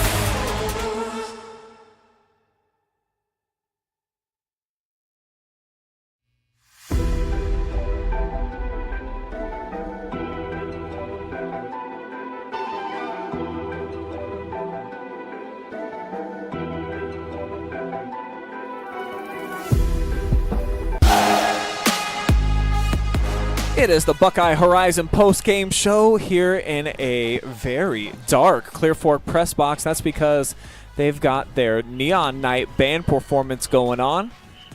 Camera's offline, so you just got to look at me here as Sean Adams and I break down tonight's contest. 34-7, the final score. Shelby really destructive there offensively at the end of the third quarter and into the fourth, Sean. That's what ends up getting them the win here tonight. It took them a while to get it going, but once they did, the yards piled up. Well, let's credit Clear Fork here. You know, they gave him a tough game there, and then, you know, it just started to snowball after the one touchdown that broke the tie. But, you know, we talked about Devito just having a quiet night. But that quiet night came at the hands of, 300 and some yards passing, almost 400 yards passing. 446. Yeah, just a remarkable night. And, you know, when you're a quiet leader like that and a winner like that, that's just impressive. And, you know, I heard them talking next door about how he might be Mr. Football. I mean, he's got to be right. He's up in the running. Yeah. So, you know, just a great win by Shelby. And I told you earlier, I thought the key to the game was when Coach Mahaney made that call down here after they got the first down to make it real quick, and then they sprung Shepard on the touchdown wide open, Clear Fork didn't have him covered. And hopefully we'll get to take a look at that tonight when we go into the studio. Oh, you already know, Sean. We'll have all the touchdowns coming up on the Friday night pigskin at 11:30, where we'll have Mr. Adams in studio breaking down what he saw here tonight, specifically from Brayden Devito. Got to look ahead now, Sean. With this game put to rest at Ontario coming over to Shelby, I should say. Boy, I mean, that's all the marbles are going to be on the table there. That you don't get much better in high school football than a Week 9 showdown quite like that one. Well, yeah, I mean, and it'll be at Skiles Field, just a beautiful place. 2 years ago, I remember Ontario going over there and kind of stealing one from Shelby late in the season, and then that propelled them to play Mansfield Senior in the first round of the playoffs. So, it's going to be a dandy one down there. I wish I could help out with that one. To see Bodpin go at it with Brayden DeVito is just going to be a remarkable game for both communities. And as Clear Fork, now one more game remaining at home that'll be in Week 10. They'll have to head off to Highland. 34-7 doesn't really indicate how well they competed tonight. This was a tie ball game with just 15 minutes remaining in it before the Avalanche fell on top of Clear Fork. So you gave them some credit. Defensively, I thought they were good, and they stayed true to who they are, Sean. They're going to man you up. Every now and again, they'll throw a safety over the top, but they just feel like their guys are good enough athletes to win. Well, and you did, and, I thought that, as a defensive coordinator, I would like to try and confuse the quarterback a little bit, but when you got guys running wide open in the middle of the field, there's nothing confusing about that. Just get him the ball. I thought Shelby did a good job of adjusting some things. They ran the jet. Clear Fork gave a whole bunch of formations offensively. Just not enough firepower, but we talked about how young this team is and how good they're going to be in a couple years. And I look forward to seeing how well they mature over the next course of the rest of this season and into next. Yeah, I'm 100% with you. I think it's going to be great to see how they continue to just keep getting better, and they put up another great fight here tonight. I think it will eventually all come together for this team over these next couple of weeks, and who knows, they just might get themselves into the postseason and have a shot at trying to make some noise before it's all said and done. But that will wrap up our coverage here tonight inside of the Colt Corral. That's how things got started. That's our MVP, Caden Price, on the first play from scrimmage, bursting in for a monstrous touchdown. Got to thank all of our generous sponsors. Otherwise, we wouldn't be here live and free. Jackson Well Services, Baker's Pizza of Bucyrus, Buckeye Horizon Heating and Cooling, Rinehardt Law Attorneys, Mechanics Bank, the Ohio Suicide Prevention Foundation, and, of course, our friends over at Scout Construction Services, LLC. For Sean Adams and our camera lady, Jory Hollenbeck, I'm Brian Skowronski saying so long for right now, but we will see you tonight on the Pigskin live and free, coming up in about an hour and a half. We'll see you then.